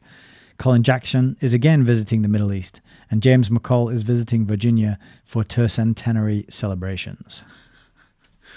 So they're just jet setting, they're flying all over the world and plotting economic systems and systems of governance which they want to roll out to prevent you doing exactly what they're doing, right? And another example here, travellers. There were probably some eminent Fabians still left in the UK during the summer of 1963, but not very many. Robert Hyld has been in India studying India's economic problems under the auspices of the MIT Centre for International Studies. Thomas Balog has been in Algeria on behalf of a UN agency. Anthony Crossland was lecturing in Australia, and Brian Abel Smith was last heard of in the Congo. John Parker and Tom Ponsonby are leading lots of other Fabians around Russia. Returning to England, eager voyagers regaled the more earthbound and anonymous majority of the Society's members with eyewitness accounts of conditions in other lands. Their reports were featured events at Fabian summer schools and weekend conferences, giving audiences the vicarious and cost-free pleasure of foreign travel, as well as the feeling of being directly involved in exciting events abroad. All of which stimulated the rank and file in the local societies to carry on the more pedestrian work of home research, propaganda, and organisation needed to prepare for a Labour Party comeback in Britain. In July 1952, a weekend school headed by Kenneth Younger and sponsored by the Fabian International Bureau was announced in Fabian News. Lectures were devoted to various aspects of Anglo-American relations. Among others attending it were a French senator belonging to the left of left NRP, a representative of the Yugoslav embassy in London, and an unnamed United States embassy attaché. Although Younger, in answer to an inquiry from a non-Fabian, conceded that other Americans were present as well, he firmly declined to identify them. Occasionally, there were reports from other foreign friends of the Society which suggested a deeper degree of involvement in foreign intrigue than the Fabian Society officially admits. During a 1962 Easter weekend school held at Beatrice Webb House, Dorking, the young unofficial Algerian envoy to London, Cherif Guelal, foretold with uncanny accuracy the role an independent Algeria would play in international affairs. He not only predicted that his country would range itself after liberation with the non-aligned neutralist and pro-Soviet nations, but made it clear that on the domestic front, Algeria would pursue a socialist policy. This prophetic declaration was made several months before the rest of the world had heard of Ahmed Ben Bella, or could guess he was plotting a left-wing coup to seize power in Algeria. While accelerating its movements and expanding its influence outside the British Isles, the Fabian Society is never idle at home. True, its listed membership, which rose to an all-time peak after 1945, when many people regarded the Society as a means of entry into politics and government, was cut back to the usual serviceable hardcore following the defeat of 1951. Much of that trusted leadership has proved to be hereditary.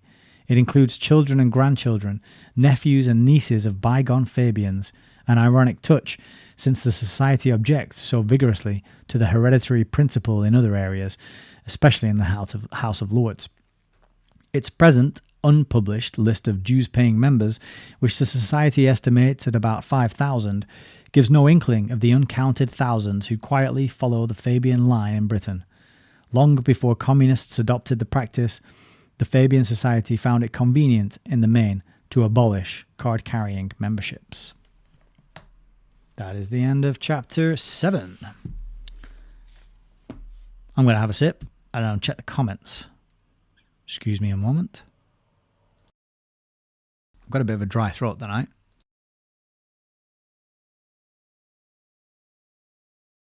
And for some reason, I'm finding myself stumbling over my words more than usual. So thank you for sticking in there and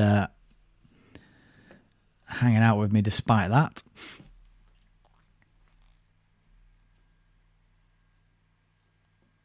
Yeah, so a bit of advice. Do things you enjoy doing and count your blessings.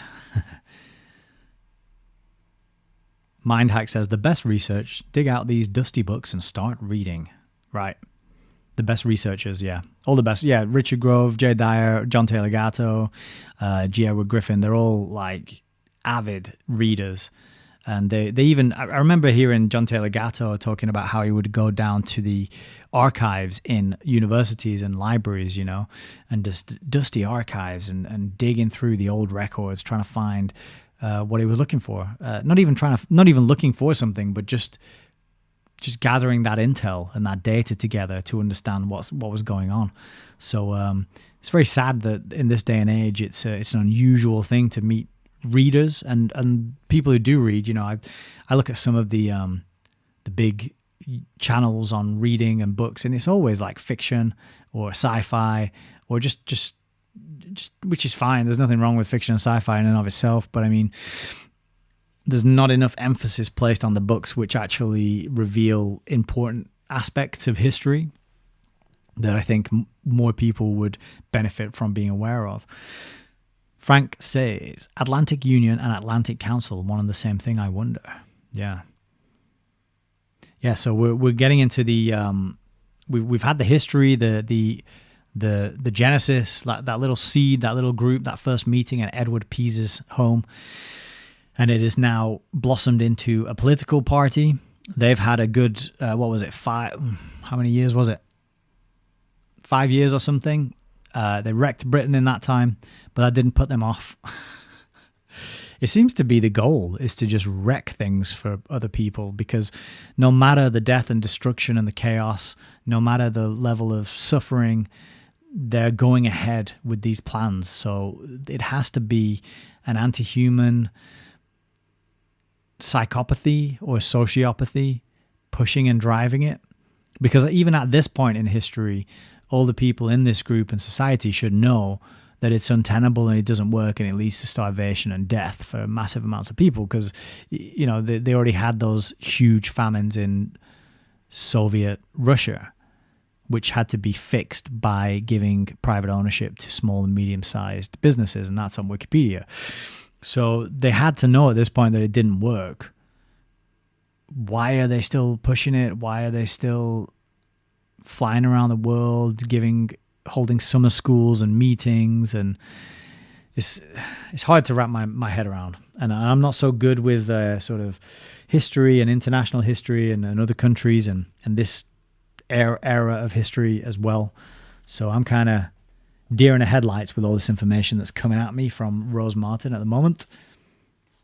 But lots of food for thought. And also a nice little find where we saw, what was that guy's name again? Kenneth Younger. So that is a name to follow up with. Director of the Royal Institute for International Affairs, flying over to Saudi Arabia and preaching Fabian socialism to the brother of King Ibn Saud, who has some very tight connections with American intelligence by way of St. Philby, who was the father of Kim Philby, who was one of the Cambridge Five defectors. And is that right? The Cambridge Five spying. St. John Philby was the father of Kim Philby. And that also connects to this book, which is The Fifth Man by Roland Perry. And this book talks about who was the fifth man in the Cambridge spy ring, and lays out the case that it was Victor Rothschild. So we're making connections and we're building out that web gradually, although I'm nowhere near along the path, as far along the path as the likes of Jay Dyer and Richard Grove, but we're getting there. One page at a time. All right, so I hope you're all doing well out there, and we should crack on with another chapter, I think, providing that we got a few people tuning in, which it looks like we do. Awesome. Let's crack on then. We'll get chapter 8 done. We'll call it a night. Let's see. Where's the book count? There it is. So remember, if you wanted to support or enjoy what we're doing, there's a link under the video for all my links. That's got everything on it. You can PayPal, buy me a coffee. There's also a comment pinned to the top of the chat. So if you do feel so inclined, I would be most grateful, as that money will go into making this show better, get me out of my shitty day job, and allow me to do this full time, which is the dream, isn't it? That is the dream. So I'm just putting it out there. If you're in the business of making dreams a reality, and that sounds good to you, why not get involved? All right, so chapter 8, tomorrow, the world. Today, as ever, the Fabian Society of London, together with its affiliated provincial societies, consists of several hundred well-known publicists and politicians whose connections with the society can readily be confirmed. Although the general public seldom identifies them as Fabians,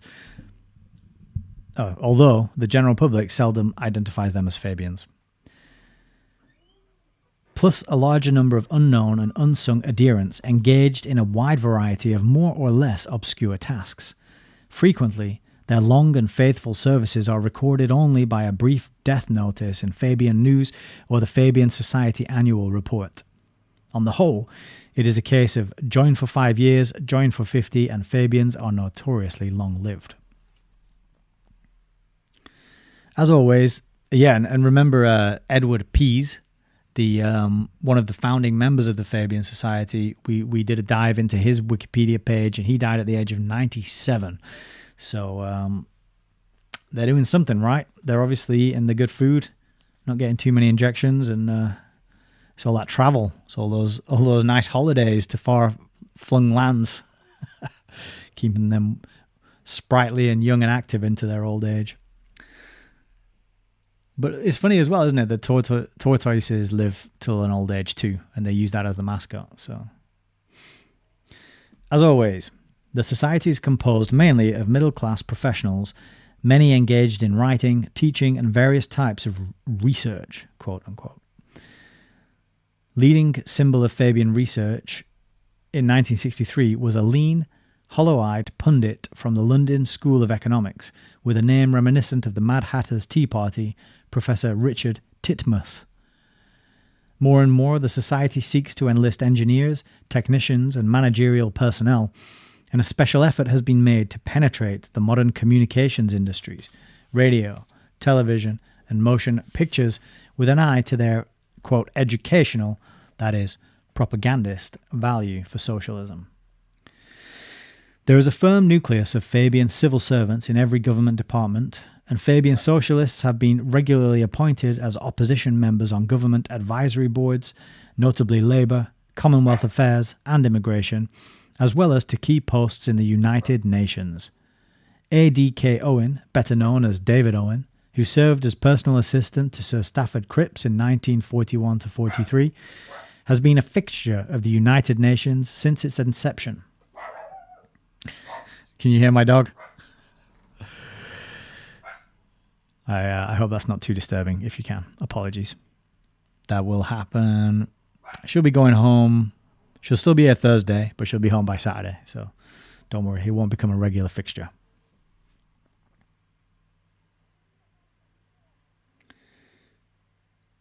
As director of the Office of Technological Services in the UN Secretariat, he has been for years in a position to dispense patronage to Fabian socialists on a worldwide basis. Though the terminology has changed with the times, the Fabian Society remains a secret society of socialists, dedicated to transforming the existing world order by methods necessarily devious and not always short of sedition. Despite its nominal emphasis on democratic practices and parliamentary means to accomplish its ends, despite its respectable front of good manners, charm, and learning, despite the fact that its summer schools stress such sources of innocent merriment as croquet, table tennis, and country dancing, in essence, the goals of the Fabian Society parallel those of the communists, and at some point, short of infinity, find a common meeting place. Rosa Luxemburg, the left-wing Polish social democrat who was executed under mysterious circumstances in Germany following the abortive Spartacus revolt of 1919. One second. Long ago noted a disturbing likeness between the British Fabian Society and Lenin's Bolshevik Party. Each, she pointed out, was a secret society of intellectuals grasping for power through control of the working class, and she feared and distrusted them both. That's the reference for that last quote is Robert Hunter from a book called Revolution, 1940. It is true that methods of discipline governing the two organizations vary, the Bolshevik parties being operated along quasi-military lines, while the Fabian Society appears to impose little or no control over its members. Inquiry reveals, however, that major policy decisions of the Fabian executive are binding, and that virtually all important speeches or publications by Fabians are prepared and or cleared by the new Fabian Research Bureau, even when they appear for tactical reasons to be mutually contradictory. The Society's bylaws provide that members or associates may be dropped for want of confidence, and in some cases, individuals condemned to that silent treatment have been known to drop completely from political sight. Except in the strictly superficial give and take of conversation and debate, the boasted Fabian tolerance is a myth, and Fabians are by no means the gentle people they claim to be. During a prolonged period of political opposition in Britain, Fabian socialists nursed their strength at the municipal level, while gradually increasing the number of their seats in Parliament. For instance, on the London County Council, Sidney Webb's old stronghold from which he moved into national politics, Fabians still retain a majority, including the chairmanship, that assures them control of local educational institutions. In September 1956, Fabian News announced that the new leader of the Labour group majority on the Leeds County Council, Frank O'Donnell, is a member of the Leeds Fabian Society, and that all 4 sitting MPs, including Hugh Gateskill MP and Dennis Healey MP, are members of the Leeds Society.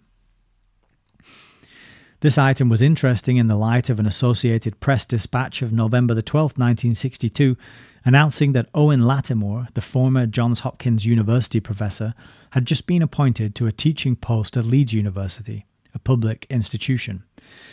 Many Americans will recall that Owen Lattimore, author of books on communist Asia and alleged secret agent of the Soviet Foreign Office, was indicted for perjury for his testimony before a United States Senate subcommittee investigating the notorious Institute of Pacific Relations case.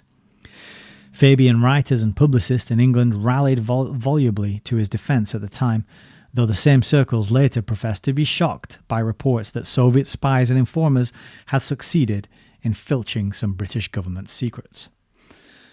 That's the wolf in sheep's clothing, isn't it? From 1956 to his sudden death in January 1963, Hugh Gateskill of the Leeds Fabian Society was parliamentary leader of the British Labour Party. As a member of the Leeds County Council, he could scarcely have failed to be aware of Lattimore's appointment to Leeds University. Yet Gateskill was the man slated to become Britain's next Prime Minister in the event of a Labour government's return to power. While publicly mourned, his demise may have proved providential for British socialism. At least the Labour Party was able to present a new, youthful and relatively non-controversial face to the world at a time when aggressive new tactics were urgently needed. Gateskill's successor, Harold Wilson MP, was named on St. Valentine's Day 1963. A Fabian victory in the mock contest for the post was a foregone conclusion, following an, quote, election in which all 3 candidates for the opposition leadership turned out to be long-standing members of the Fabian Society. Harold Wilson, a former chairman of the society who more recently headed its local societies section, had been an active Fabian socialist since his undergraduate days at Oxford. Somehow, that pertinent fact was not featured in general press and television accounts, which heralded his election as opposition leader as respectfully as if he were already the effective Prime Minister. Like his rivals, George Brown MP and James Callaghan MP, Wilson belonged to the opposition's shadow cabinet chosen to man a future Labour government. His place as shadow foreign minister was promptly filled by Dennis Healey MP, member of the Advisory Council of the Fabian International Bureau, as well as a stalwart of the Leeds Fabian Society. Of the 12 Labourites named to the Gateskill shadow cabinet in 1959, 9 belonged to the Fabian Society. If and when they became cabinet ministers in substance, it was certain beyond the shadow of a doubt that plans and programs prepared in advance by new Fabian research would once more become the official policies of the British government.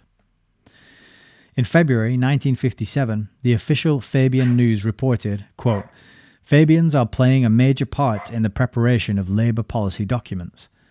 The party's national executive has recently set up working parties to report to the party conferences in 1957 and 1958 on the ownership of industry, control of industry, public industries, agriculture and education. The first working party is composed entirely of Fabians, and there are several Fabians on each of the others." Whatever the Fabian Society had in mind for Britain, the privations, indignities and follies from 1945 to 1951 were merely a foretaste of things to come.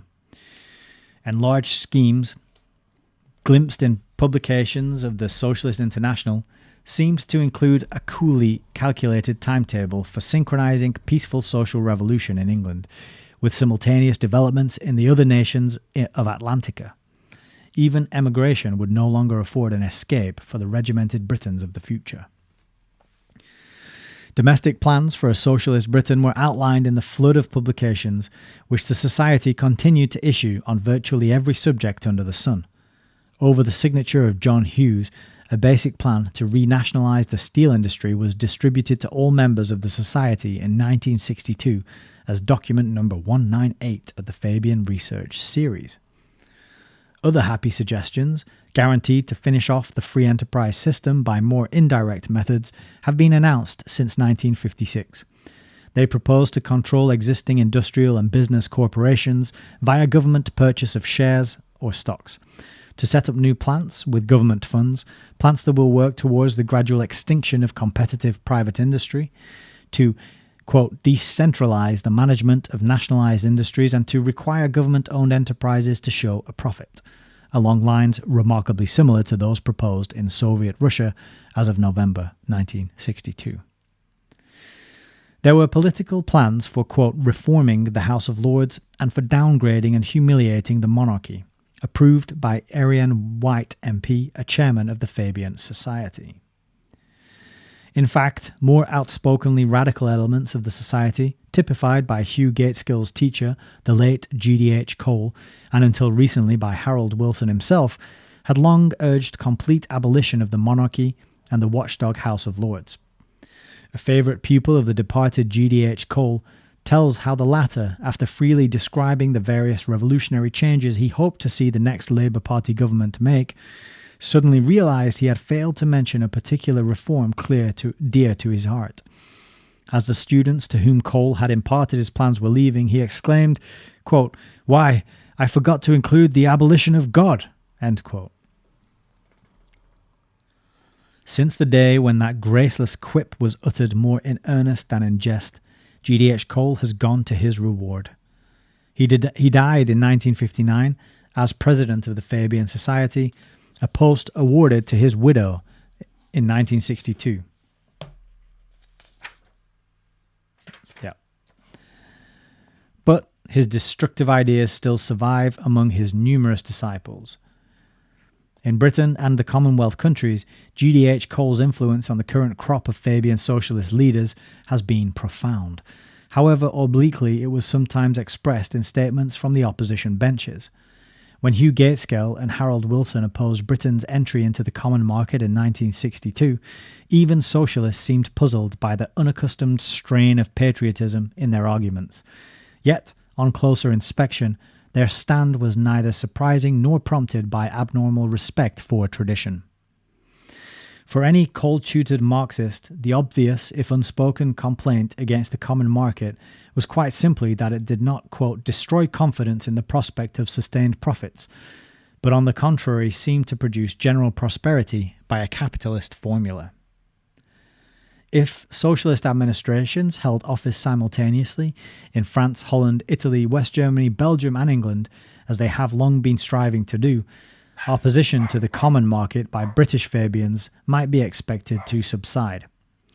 Gaitskell and Wilson left the door open against that eventuality, but General de Gaulle, for reasons best known to himself, slammed it shut. The imminence of a Labour Party victory in England was somberly underscored by the tribute paid to the departed Fabian socialist Hugh Gaitskell. On January the 31st, 1963, memorial services for him were held in Westminster Abbey, an honour usually reserved for a Prime Minister. The Queen, so often derided from the Labour benches, was courteously represented in the Abbey by the Earl of Eldon, the Duke of Edinburgh by Rear Admiral D.C. Bonham Carter, and Sir Winston Churchill by Lady Churchill. Prime Minister Harold Macmillan and his colleagues in the government shared the choir stalls with the shadow cabinet of the opposition. In the procession to the sanctuary, the Archbishop of Canterbury was accompanied by the moderator of the Free Church Council. At the close of the service, spectators seated in the nave and standing in the cloisters joined with mixed emotions in singing William Blake's hymn, which envisages the building of Jerusalem in England's green and pleasant land. And that whole story is from The Times of London, 1963. In that overflow congregation of diplomats, nobles, civil servants, parliamentarians and trade unionists, the Socialist International was well represented.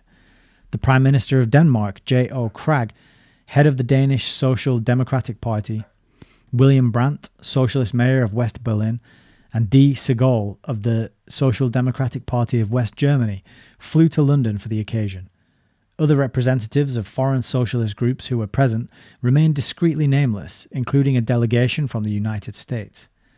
Gaitskell's stepson, Raymond Frost, who came from Washington for the funeral, could not attend the Abbey tribute because he had to leave England on a World Bank mission to Colombia.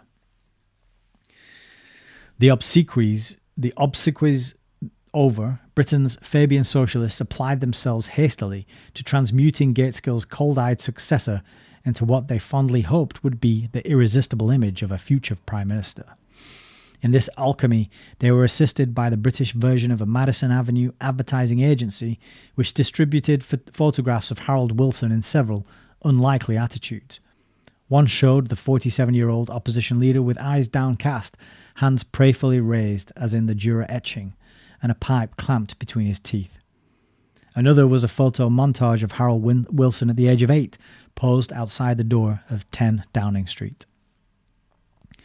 Such primitive publicity stills made older and more sophisticated Fabians shudder, and were frowned upon by trade unionists who paid the bills. Soon it was announced that a new group of assorted image makers, resembling the Advertising Council in the United States, had volunteered to promote Harold Wilson's campaign gratis. They would use billboards, buttons, stickers, and other visual aids to which the frugal British electorate was still unaccustomed. Names of advertising men involved and the amounts of money to be spent were not revealed. Labour Party spokesmen at Transport House, however, were quoted as saying their early bird campaign would be styled along the lines of the 1960 campaign that put John F. Kennedy into the White House, with Theodore H. White's book, The Making of the President 1960, serving as a text.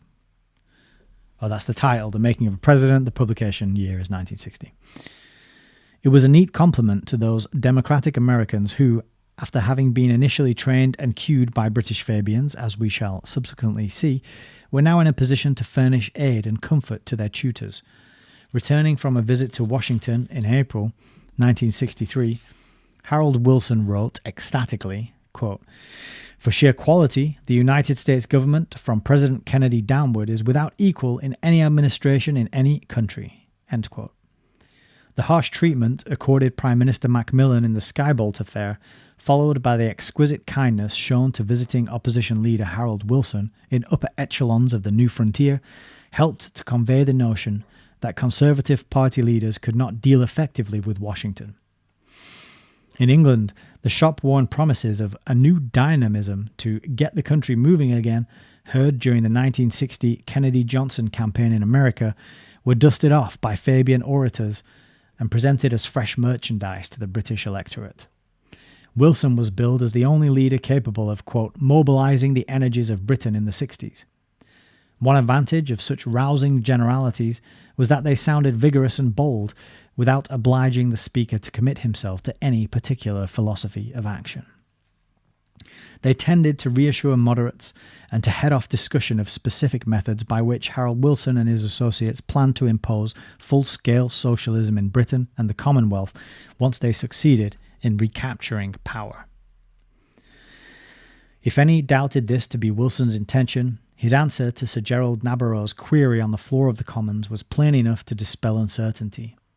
Brusquely, the newly chosen opposition leader reaffirmed his party's socialist pledge to work without qualification for public control of the means of production, distribution, and exchange. Wilson has long been identified with the irreconcilable or Jacobin wing of the British Labour Party, which views taxation more as a means of ensuring social justice than of raising revenue. His party's programme of tax reform, disclosed on February 26, 1963, extracts from which were proudly published in Socialist International Information, included a scaled increase in social security contributions obtained via payroll deductions, a steep rise in corporation taxes, and an annual capital levy on all wealth exceeding £20,000. Personally, Wilson has favoured retributive taxes ever since he decided, as a precociously embittered schoolboy in Huddersfield, to become Chancellor of the Exchequer someday and to tax phonograph records because his family did not own a phonograph.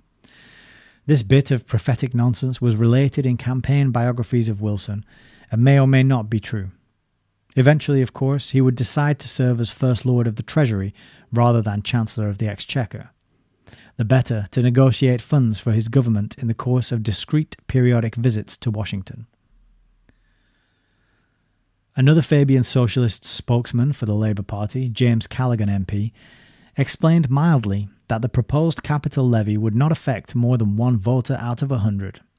He failed to mention, however, that confiscatory taxation, by sharply reducing the area of private investment, could affect the employment of millions and within a relatively short time make them wholly dependent on government bounty. To cope with unemployment, or redundancy as it is quaintly called by present-day Fabian economists, Harold Wilson proposed that new factories be built, equipped, financed and run by the state. Quote, "We have to have state factories," said Wilson brightly, "to provide some of the goods the Commonwealth is going to want." End quote. The plump, prematurely silver-haired Oxonian, whose formal speeches and occasional witticisms are handily supplied by Fabian research, was described by news correspondents as a socialist in a grey flannel suit. He might just as well have been called a wolf in sheep's clothing, the Aesopian symbol, which George Bernard Shaw long ago suggested was more appropriate than the tortoise as a heraldic device for the Fabian Society, and which appears in the Shavian stained glass window at Beatrice Webb House in Dorking. It is not the outer apparel, but the inner nature of the Fabian Society that has made Harold Wilson what he is today. As a scholarship student at Oxford during the middle 1930s, he attached himself to the society in an era when Marxist doctrines were openly professed by its leaders and when socialist and communist undergraduates merged in the activities of the Popular Front. The pacifism of the Oxford movement was perpetuated in Wilson's prolonged association with the extreme left-wing Fabian. Anurin Bevan, that's the extreme left-wing Fabian. It persists today in Harold Wilson's frank opposition to nuclear deterrence for Britain and his advocacy of conventional military forces for Western Europe to confront the Soviet hordes. He is committed to abandoning Formosa and to procuring a seat for Red China in the United Nations. Though no trace of traditional Marxian phraseology appears today in the cautiously stated Aesopian programs of Harold Wilson and his Fabian associates, to paraphrase Napoleon, scratch a Fabian and find a Marxist. That's the second time Rose Martin's mentioned Napoleon, and both times I like what he has to say. Wilson succeeded to the political leadership of Britain's Labour Party at a moment when international socialism appeared more confident of being able to move into a position of worldwide control than at any time since the Russian Revolution. With left-wing social democratic administrations in office or on the verge of it in a majority of countries throughout the so-called free world, few socialists doubt that they can readily establish a modus vivendi with the economically embarrassed socialist fatherland and its satellites. As in the 1920s, though on a far more imposing scale, world trade once more becomes the medium by which socialist governments plan to aid each other to retain power at home, as well as to strengthen the strained communist economies. Production surpluses are to be siphoned off without counting the cost to build or bolster socialism in other lands. Having served at the age of 31 as president of the Board of Trade in Britain's former Labour Party government, he was the youngest member of any British cabinet since William Pitt. Harold Wilson was the logical candidate to promote socialist world hegemony via foreign trade channels. He envisaged socialist control not only of raw materials, but of manufactured goods as well, through price-fixing commodity agreements and foreign exchange control. The ever-generous United States would be expected to supply the, quote, monetary lubricant. Now for the first time, exulted Harold Wilson on February the 11th, 1963, we have an American government in active sympathy. What Wilson meant was that the United States now had a program of international commodity agreements. He went on to say, quote, Commodity agreements for temperate foodstuffs must provide the machinery for channeling the overspill of our advanced countries into the hungry countries. But why food only? There is a surplus of steel in many advanced countries, and in this country the steel mills are working at 60% capacity. We all want to help India and a score of other developing countries. Why not send them 1 million tons of ingot steel? We might go further. We might indeed go further. The World Giveaway Programme, projected by Harold Wilson and his colleagues at the Socialist International, has endless possibilities, limited only by the resources of the donor countries. Launched by an international cartel of socialist rulers and administered by a supranational authority, it might well go on and on until the advanced nations of the earth are drained, exhausted, and reduced to a common level of weakness and confusion. At that point, the sole military power still permitted to retain its independence, the Union of Soviet Socialist Republics, can move to take over, with hardly a struggle, its progressively enfeebled benefactors. Initially, the Fabians proposed to maneuver with the mixed economy, part nationalized and part seemingly free, but in fact wholly controlled by government fiat, punitive taxation, and negotiated price-fixing arrangements inside and outside the British Commonwealth. By such means, they hoped to disarm preliminary opposition and to accomplish their ends more adroitly than by outright confiscation. The more extreme dangers and discomforts of a manipulated world economy based on international agreements between all-powerful socialist planners still remain to be experienced. As with other attempts to subject living creatures to a totally controlled environment, unpredictable malignancies and painful side effects can be expected to result. Still, as Harold Wilson points out, quote, the sacrifices, if sacrifices there must be, will at least be fairly shared. That is, by the captive industrialists and the helpless, security-drugged population. That's a hell of a quote, isn't it? The security-drugged population. Only the salaried bureaucrats of the Fabian-approved inner circle can hope to better themselves individually. For the rest, we are led to believe, there will at least be freedom of discussion, if not of decision. In the new Britain, the go-ahead Britain, as planned by the fertile brain trusters of Fabian research, men will learn to bear with docility the yoke of public happiness. Whew. I'm going to have a sip on that note. Some powerful stuff. Like I said in the last video, it's really good to read a book that explains things.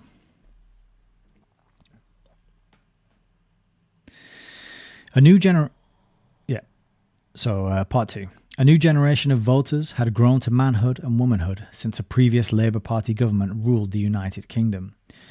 Children of a Fabian-permeated educational system, they were exposed from infancy to a barrage of direct and indirect Fabian socialist propaganda, not only in the schools and universities, but also through the popular news and entertainment media. Those young people never knew that virtually every key post in the government between 1945 and 1951 was filled for some time at least by a Fabian. As for their elders, the painful memories of post-war scarcity had dimmed, and many were prepared to gamble that Labour would do better next time. Among nearly 36 million Britons who went to the polls in October 1964, few realised that Fabian socialists invariably framed the policies and supplied the top personnel for the so-called Labour Party. In 1964, as in the 1959 general election, over one-third of all Labour Party candidates belonged to the Fabian Society, but they refrained from mentioning that interesting fact in their campaign speeches and literature. Of 220 Fabians seeking election to Parliament, 120 were successful. Blandly, the Fabian News assured its own limited circle of readers that the proportion of Fabians in the executive branch of the new government would be very much higher.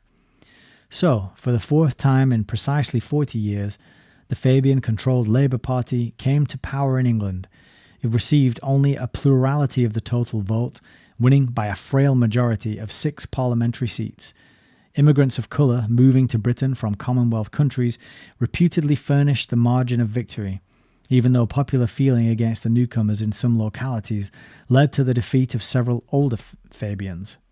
Prominent among the casualties was Patrick Gordon Walker, who lost the Smethwick seat he had held since 1945.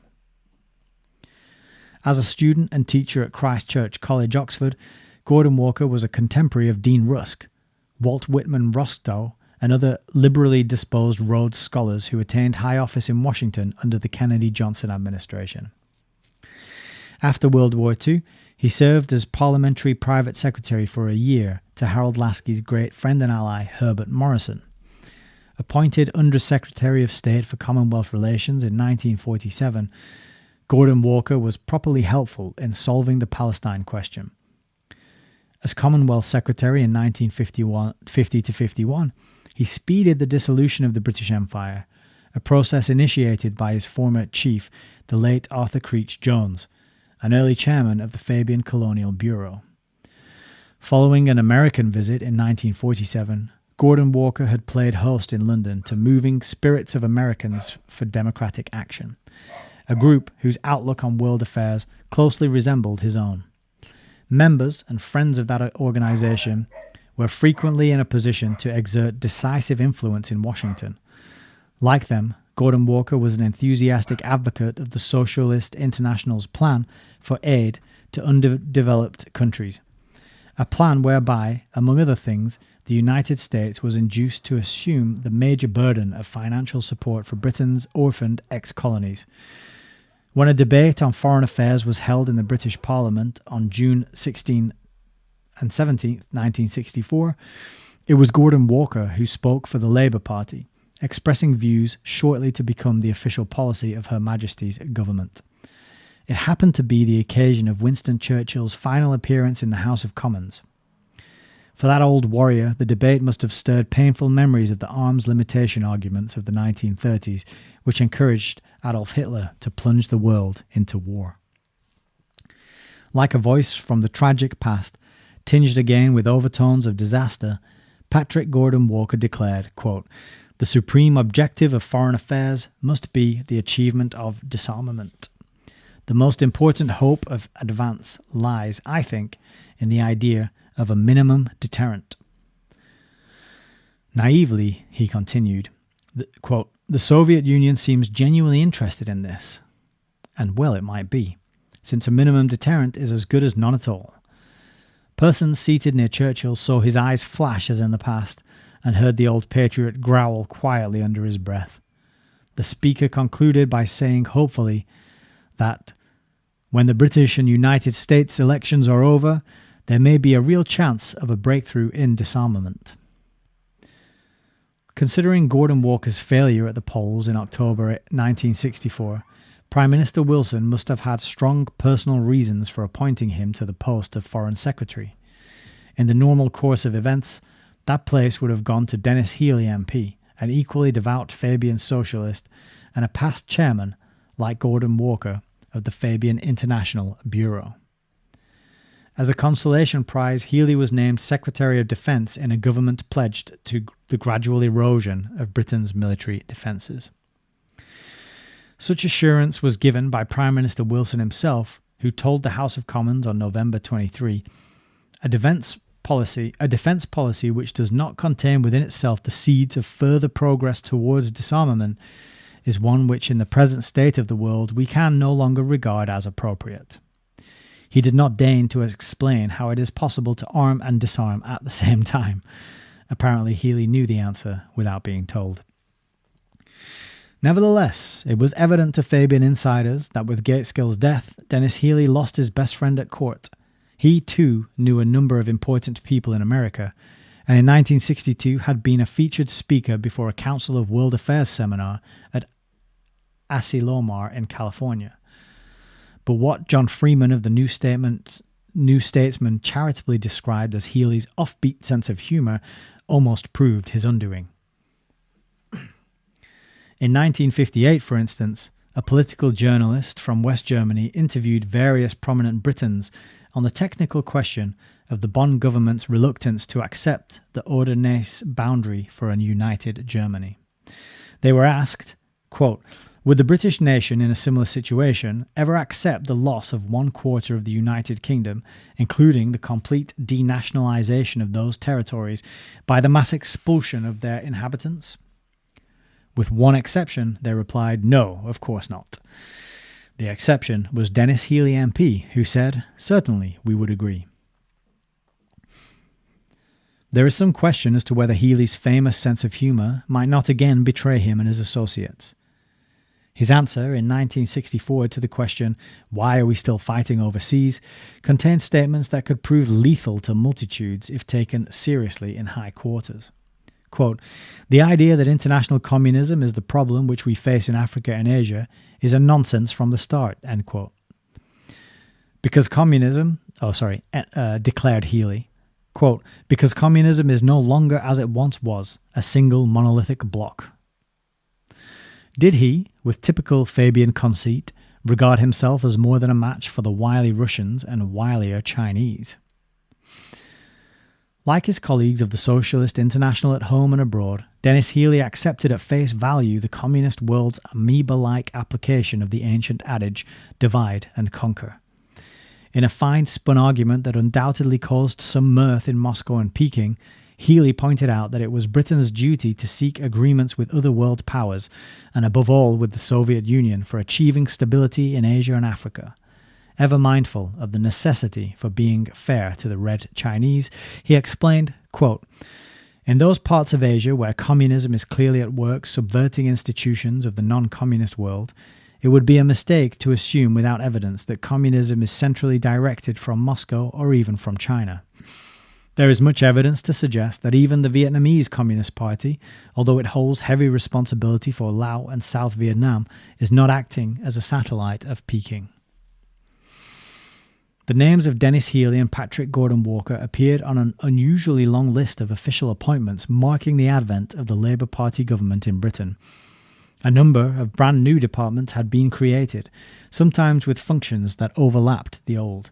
More than ever, veteran Fabians predominated. According to the Fabian News of November-December 1964, which printed a list of government appointments and conveniently marked with a cross the names of members of the society, they filled nearly 2/3 of all ranking government posts. The crossmark was inadvertently omitted from some well-known old Fabian names, such as Lord Gardiner, a former member of the Fabian executive, Jenny Lee, Alice Bacon, and others, who may have allowed their formal memberships to lapse. So the actual count was probably higher. Far from being a composite picture of youthful vigour, the cabinet represented the unchangeable old guard of the society. Practically all had served in one capacity or another in the Labour government from 1945 to 1951, and their average age was 57 years. On the authority of Fabian News, 19 of 23 cabinet members could be counted as belonging to the National Fabian Society, a term not hitherto used. The others, such as Sir Frank Soskis, the new Home Secretary, or Frank Cousins of the Transport Workers' Union, appointed to head the new Ministry of Technology and Science, were almost equally well known and trusted in Fabian circles, yet no whisper of that open secret reached the airwaves or percolated into the general press. So here we're getting the complicity of the media in hiding and occulting certain details, in this case the membership of 2/3 of the government in this secret society. So strictly was Fabian security maintained that the informed New Statesman felt free to indulge in a little discreet private fun on the subject. Quote, "Most of the reformist movements," remarked a columnist on that Fabian-controlled weekly, "seem to have lost to the government either a chairman or a valued committee member. Flourishing limbs have thus been lopped off the national campaign for the abolition of capital punishment, the Howard League, the Albany Trust, the New Bridge, the Josephine Butler Society, and the Prison Reform Council, to name only a few. Letters of congratulatory regret have been flowing into ministers' offices."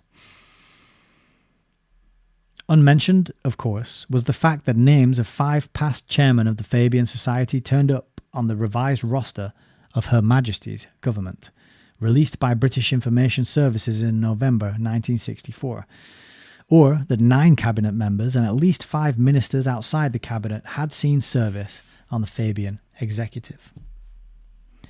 These statistics were already known to delighted members and friends of the Fabian Society, sometimes referred to by communists as a reformist movement, which had also relinquished most of its current officers and committee heads to the government. Chief Secretary of the Treasury, with rank of minister, was John Diamond, a long-time honorary treasurer of the Society. Postmaster General Anthony Wedgwood Benn was the Fabian Society's current vice-chairman, as well as the chairman of its combined International and Commonwealth Bureau. William Rogers, General Secretary of the Fabian Society, went to the Ministry of Economic Affairs as a parliamentary undersecretary. Few, indeed, of that suddenly exalted company saw fit to record in Who's Who their lifelong organisational ties with Britain's oldest and boldest socialist society, bellwether of the worldwide Socialist International. Dedicated for years to the idea of social revolution and the gradual but total extinction of private enterprise, they now preferred for publicity purposes to be described as moderate socialists. In reality, there is no such breed. There are only patient and impatient socialists, just as Dorothy Day, a left-wing Catholic newspaper editor in New York, suggested long ago that there are patient and impatient virgins. So the same dreary old programs that had proved incapable once before of producing a brave new world were freshened up and given a new look by Fabian research. Like rabbits pulled from a magician's hat, they were presented with an air of proud discovery and some variations in the patter designed to divert attention from the time-worn routine. The new Minister of Economic Affairs, George Brown MP, might talk ever so brightly about the development and implementation of a national incomes policy covering all forms of income and related to productivity, but in the end it still meant wage controls, price controls, export-import controls, and a capital levy. Management and unions were invited to collaborate in the plan, with government holding the whip hand and deciding just where the behaviour of prices or wages, salaries or other money incomes is in the national interest. The bureaucrats still had the last word, and for the average Briton there could be no escape and no hiding place from the government's all-seeing computers. True, there seemed to be something different about Her Majesty's opening address to the Parliament on November the 3rd. She no longer spoke in the first person plural, but referred instead to my armies, my ministers, my government. Grammatically, at least, the Queen had been stripped of the royal prerogative in an apparent move to belittle the monarchy. Reading the text prepared by Labour Party ministers, she likewise found herself compelled to say, "My government will initiate early action to re-establish the necessary ownership and control of the iron and steel industry." Harrying the throne had been for some time an approved left-wing blood sport in England, and there is no question that it was Fabian instigated. During the 50s, Malcolm Muggeridge, a privileged scion of Fabian socialism's first family, specialised in taking potshots at royalty. He was a nephew of the autocratic Beatrice Webb and a former Moscow correspondent. He was also a former editor of Punch and a contributor to the New Statesman, as well as more highly paid weeklies in Britain and America. While he denied being a Fabian, he was frequently advertised in Fabian News as a speaker at the Society's meetings and weekend schools. In the 60s, the Queen and her circle became the target of 2 sharply critical Fabian tracts. With that intellectual snobbery so characteristic of the socialist elite, it was asserted that the court lacked appreciation of the finer things of life. Somehow, those attacks on the establishment culminated in a scheme for, quote, integrating the historic public schools of England into the state-controlled educational system, at an estimated cost to public funds of £15 million. The project was eagerly seconded by the incoming Labour Party government and promised high priority on its schedule of things to come. Britain's so-called public schools were, of course, private and independently financed boarding schools. where many of the men who contributed to England's past greatness had received their early training. If it was true, as the Duke of Wellington remarked, that the Battle of Waterloo was won on the playing fields of Eton, a future Red Napoleon should have nothing to fear from coming generations of English schoolboys. What a leading Fabian educator calls the bad characteristics of such schools, namely their emphasis on leadership and character, will presumably be eliminated by making them tuition-free and by offering their admittedly superior classroom facilities to, quote, children who have had the least opportunities in life, end quote. According to John Vasey of the Fabian Executive and the London School of Economics, entry to the better schools where places are scarce must be distributed on the same principle as food rationing. And he asked, significantly, is not this the better English tradition? So, despite all predictions of plenty made by Fabian orators in the 1964 election campaign, the principle of rationed scarcity was elevated to the status of an enduring tradition. Undismayed by the slimness of his parliamentary majority, the Right Honourable Harold Wilson MP, Prime Minister, First Lord of the Treasury and Vice Chairman of the Socialist International, announced he would proceed without delay to implant full-scale socialism in Britain and eventually in the world. If anyone misunderstood him, it really was not Wilson's fault. Like his predecessors of the post-war era, Wilson's initial move was to raise $4 billion abroad, nominally to strengthen the British pound, but, in fact, to finance his government's elusive schemes for what it termed the Social Democratic Revolution. The first billion came from the International Monetary Fund, providentially set up 20 years earlier by Lord Keynes, and described by a Socialist International spokesman as being, quote, in essence, a socialist conception. The remaining sum was contributed by 11 sympathetically minded governments, chief among them being the United States, which proffered a cool $1 billion. Visiting Washington to confer with the newly elected President Johnson, Wilson solemnly told White House correspondents that the theme of these discussions was, quote, interdependence. What at first blush might have seemed no more than a classic bit of Fabian impudence was spoken in deadly earnest. For the root of interdependence, taken in the literal sense and pursued to its logical conclusion, leads in the end to world government, a goal to which Harold Wilson and his colleagues are profoundly pledged. In that centennial year of the Socialist International, a Fabian socialist clique had assumed control of the mother of parliaments, whether briefly or enduringly. The Labour Party platform, which Fabians drafted and on which they stood, stated clearly, quote, for us, world government is the final objective. And that is a quote from The Significance of the Labour Party's Victory, published in Socialist International Information on October the 24th, 1964.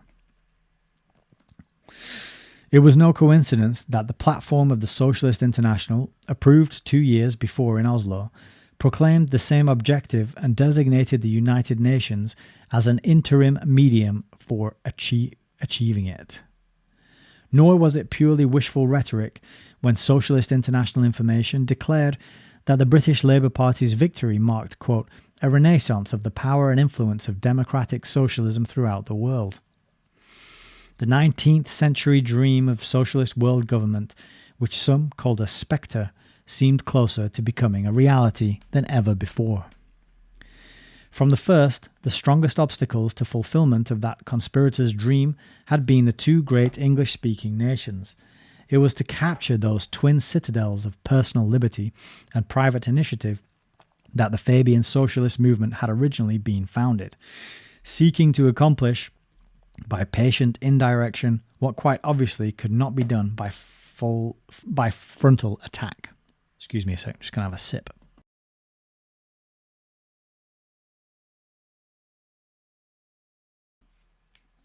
After 80 years, with Britain apparently won, all that remained was to persuade the mightiest of her erstwhile colonies to renounce independence without a struggle. And then, what deterred the Fabian tortoise from striking and striking hard was the slight matter of a parliamentary majority and the abiding common sense of the British people.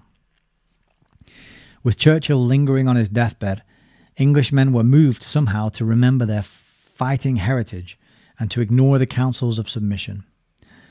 They may also have been influenced by the fact that in less than 100 days of the Wilson government, the price of virtually every household article had soared, due in part to the new 15% tax on imports, in part to the weakness of the pound sterling. Capital was in flight, and who could blame it? Thus, when Patrick Gordon Walker stood again for a presumably safe seat in Parliament, for the second time he suffered an inglorious defeat. The Labour Party's margin in Parliament was by then reduced to 3, with 4 safe Conservative seats yet to be filled.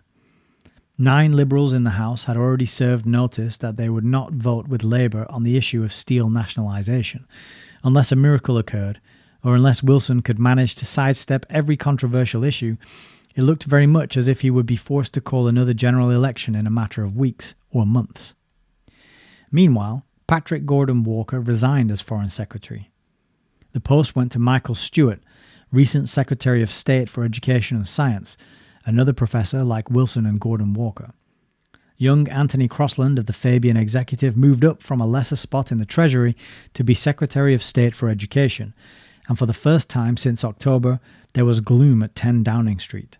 The Prime Minister no longer whistled as he polished his boots. In the face of all the portents, however, Wilson was grimly determined to hang on. The appointment of Michael Stewart as Foreign Secretary was further proof that the Prime Minister did not propose to trim his socialist sails. Though Stewart was described by press correspondents as a relative unknown, this only meant his background was relatively unknown to the public. In Fabian socialist circles, he was very well known indeed. 10 years older than Wilson, Michael Stewart began his career as a young Fabian socialist official in the royal household during 1931. Some years later, he stood for the House of Commons, becoming a parliamentary secretary in the Labour government from 1945 to 1951. He and his wife Mary were another of those high-level Fabian husband and wife teams, comparable in spirit, if not in productivity, to the Webbs or the Coles. In 1962 to 63, Mary Stewart served as chairman of the Fabian executive, while Michael owed his ideas on foreign affairs to years of service with the Fabian International Bureau and its important directing committee. He was the author of Fabian Tract number 296, published in 1955 by the International Bureau, Policy and Weapons in the Nuclear Age. In January 1958, Michael Stewart approvingly reviewed Professor Blackett's book Atomic Weapons and East-West Relations, in which the theory of the minimum deterrent was advanced. It is hard to dispute the main contention, wrote the future Foreign Secretary in a properly defeatist vein, that an attempt to keep world peace by striving for a permanent Western superiority in science and technique is bound to fail. Whether or not the Fabian-packed Labour Party government was able to hang on, Britain's Fabian socialist movement would remain a formidable and destructive power in the future, as it had proved to be in the past. Its connections and its influence are worldwide. It has demonstrated more than once that it can be as dangerous in defeat as in victory. Following a political failure at home in 1931, it proceeded to develop really effective plans and means for the greatest coup of its history, the penetration and transformation of the United States of America. And, with the help of American admirers, Fabians were returned to office some years later in England. The wealth and power of the largely unsuspecting United States is still the Fabian Society's trump card.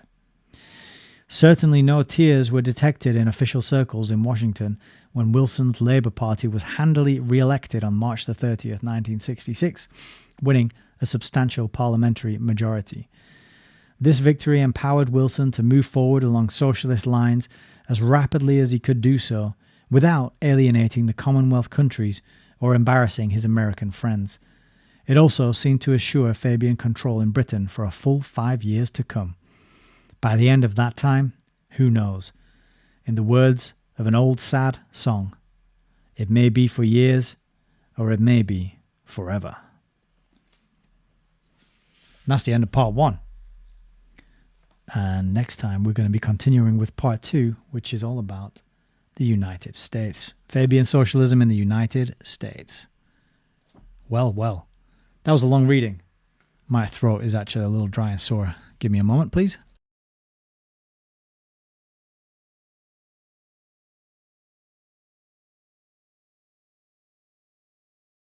Pretty wild stuff. But as I said earlier, it's good to read a book that actually explains things and makes sense. Because reading this book, it gives me a narrative. It gives me a narrative that helps make sense of why things are the way they are. Why is Great Britain kind of on its knees? And who might be responsible for that? The influence in the British Labour Party is blowing my mind as well. I had no idea that was going to be the case. 2/3, the Labour get in, and 2/3 are members of the Fabian Society, and they also don't publish their membership lists, and still don't to this day. I don't think.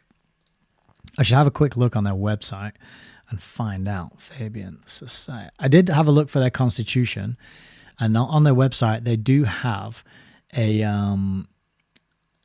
it's just called like the bylaws and the rules, and it doesn't say anything as juicy as we found and we marked here on page 63.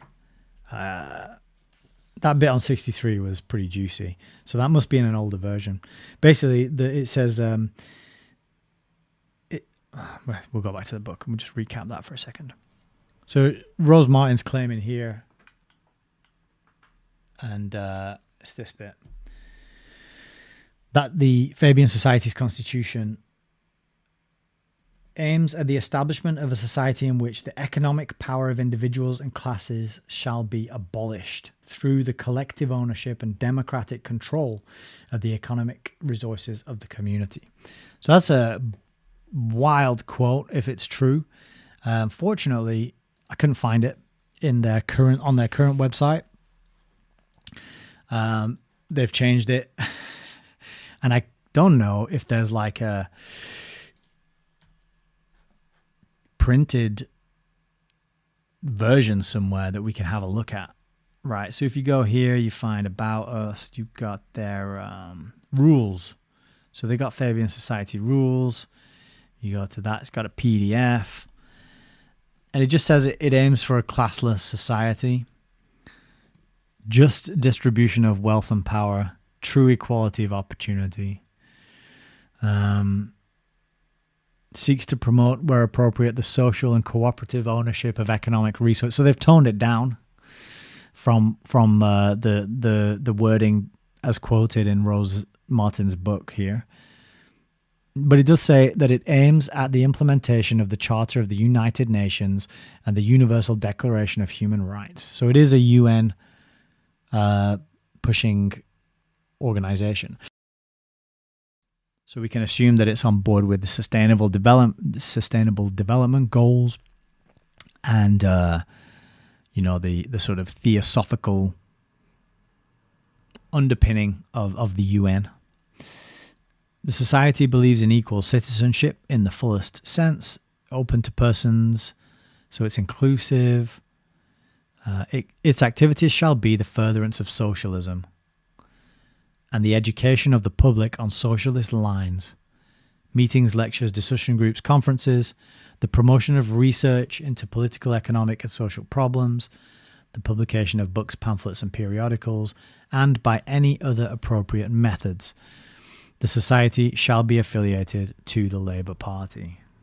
So, still tells you quite a bit, even though it doesn't have quite that strong wording that the other one had. We could have a little look though around their website, which I haven't really spent much time on, to be honest. They've got rules, annual reports and accounts, independence, financial transparency, financial regulation. I should definitely dive into some of this, shouldn't I? Young Fabians. but no our people. Staff team. Executive committee. And you can join it if you want.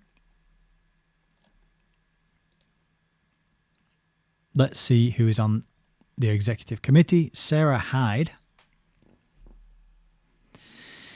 And she, her first career was in theatre. Annalise Dodds. She's a Labour MP. Catherine Fuchs. Catherine Fuchs, school governor. She's an intersectional feminist. And she wants to see more black, Asian, and minority ethnic women in positions of power.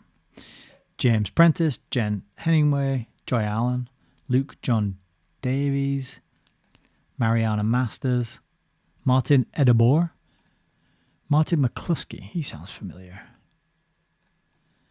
Michael Morrow, Mike Hedges, Paul Richards. He looks like an evil magician.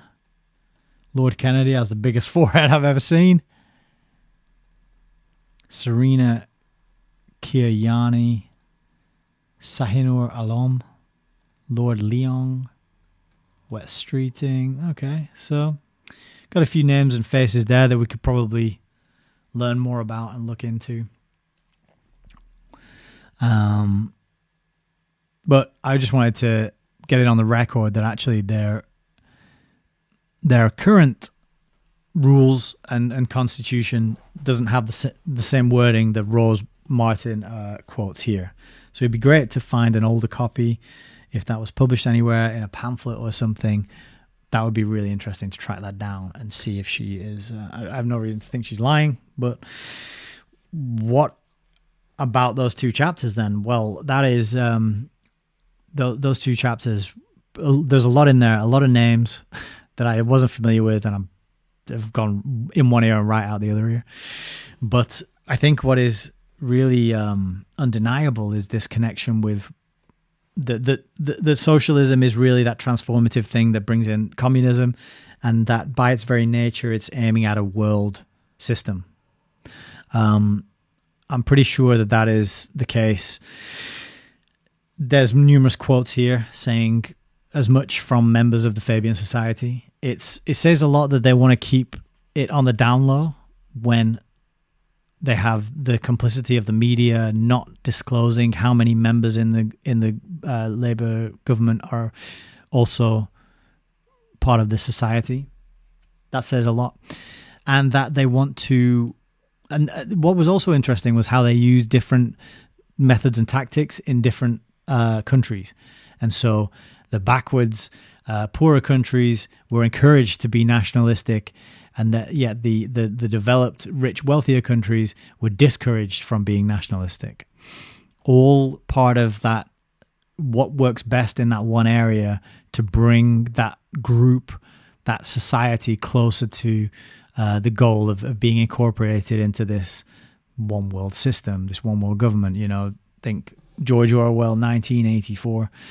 So pretty revealing, very powerful. It's quite a dense book. I have to re-listen to all this to let it sink in. I think it's going to take multiple listenings, multiple passes to get all this stuff in there, because it's hard to remember, and it's a dense, packed book full of detail. And so I'm appreciating Rose Martin for that. She's certainly not wasting any space with bluster and rhetoric, and it's all killer, no filler as far as I'm concerned. So Frank Lennon said, Fabian civil servants indeed, the permanent government. No wonder governments come and go, policies always continue. Yeah, that's it. The way it actually works versus the way the talking heads on television tell you it works, and the way most adults believe it works, they couldn't be any different, could they? Who are these people who've been in there so long, these unelected people holding these positions of influence and control and power? What are their names? Why are they there for so long? How come they get to stay out of the limelight and out of the public eye? I think there's a very good reason, and you've hit the nail on the head there, Frank. Permanent government. Gwen Weston says she loves dogs. Me too, apart from when they're barking and interrupting my live stream. LJ is talking about abolition of God, destroy the soul. Yeah, so that whole quote about getting rid of God, right there, right open. And actually that backs up what we read on the Wikipedia page about socialism, which says it's positioned against Christianity, individualism, and capitalism. And I think this book is backing that up and really showing that to be the case.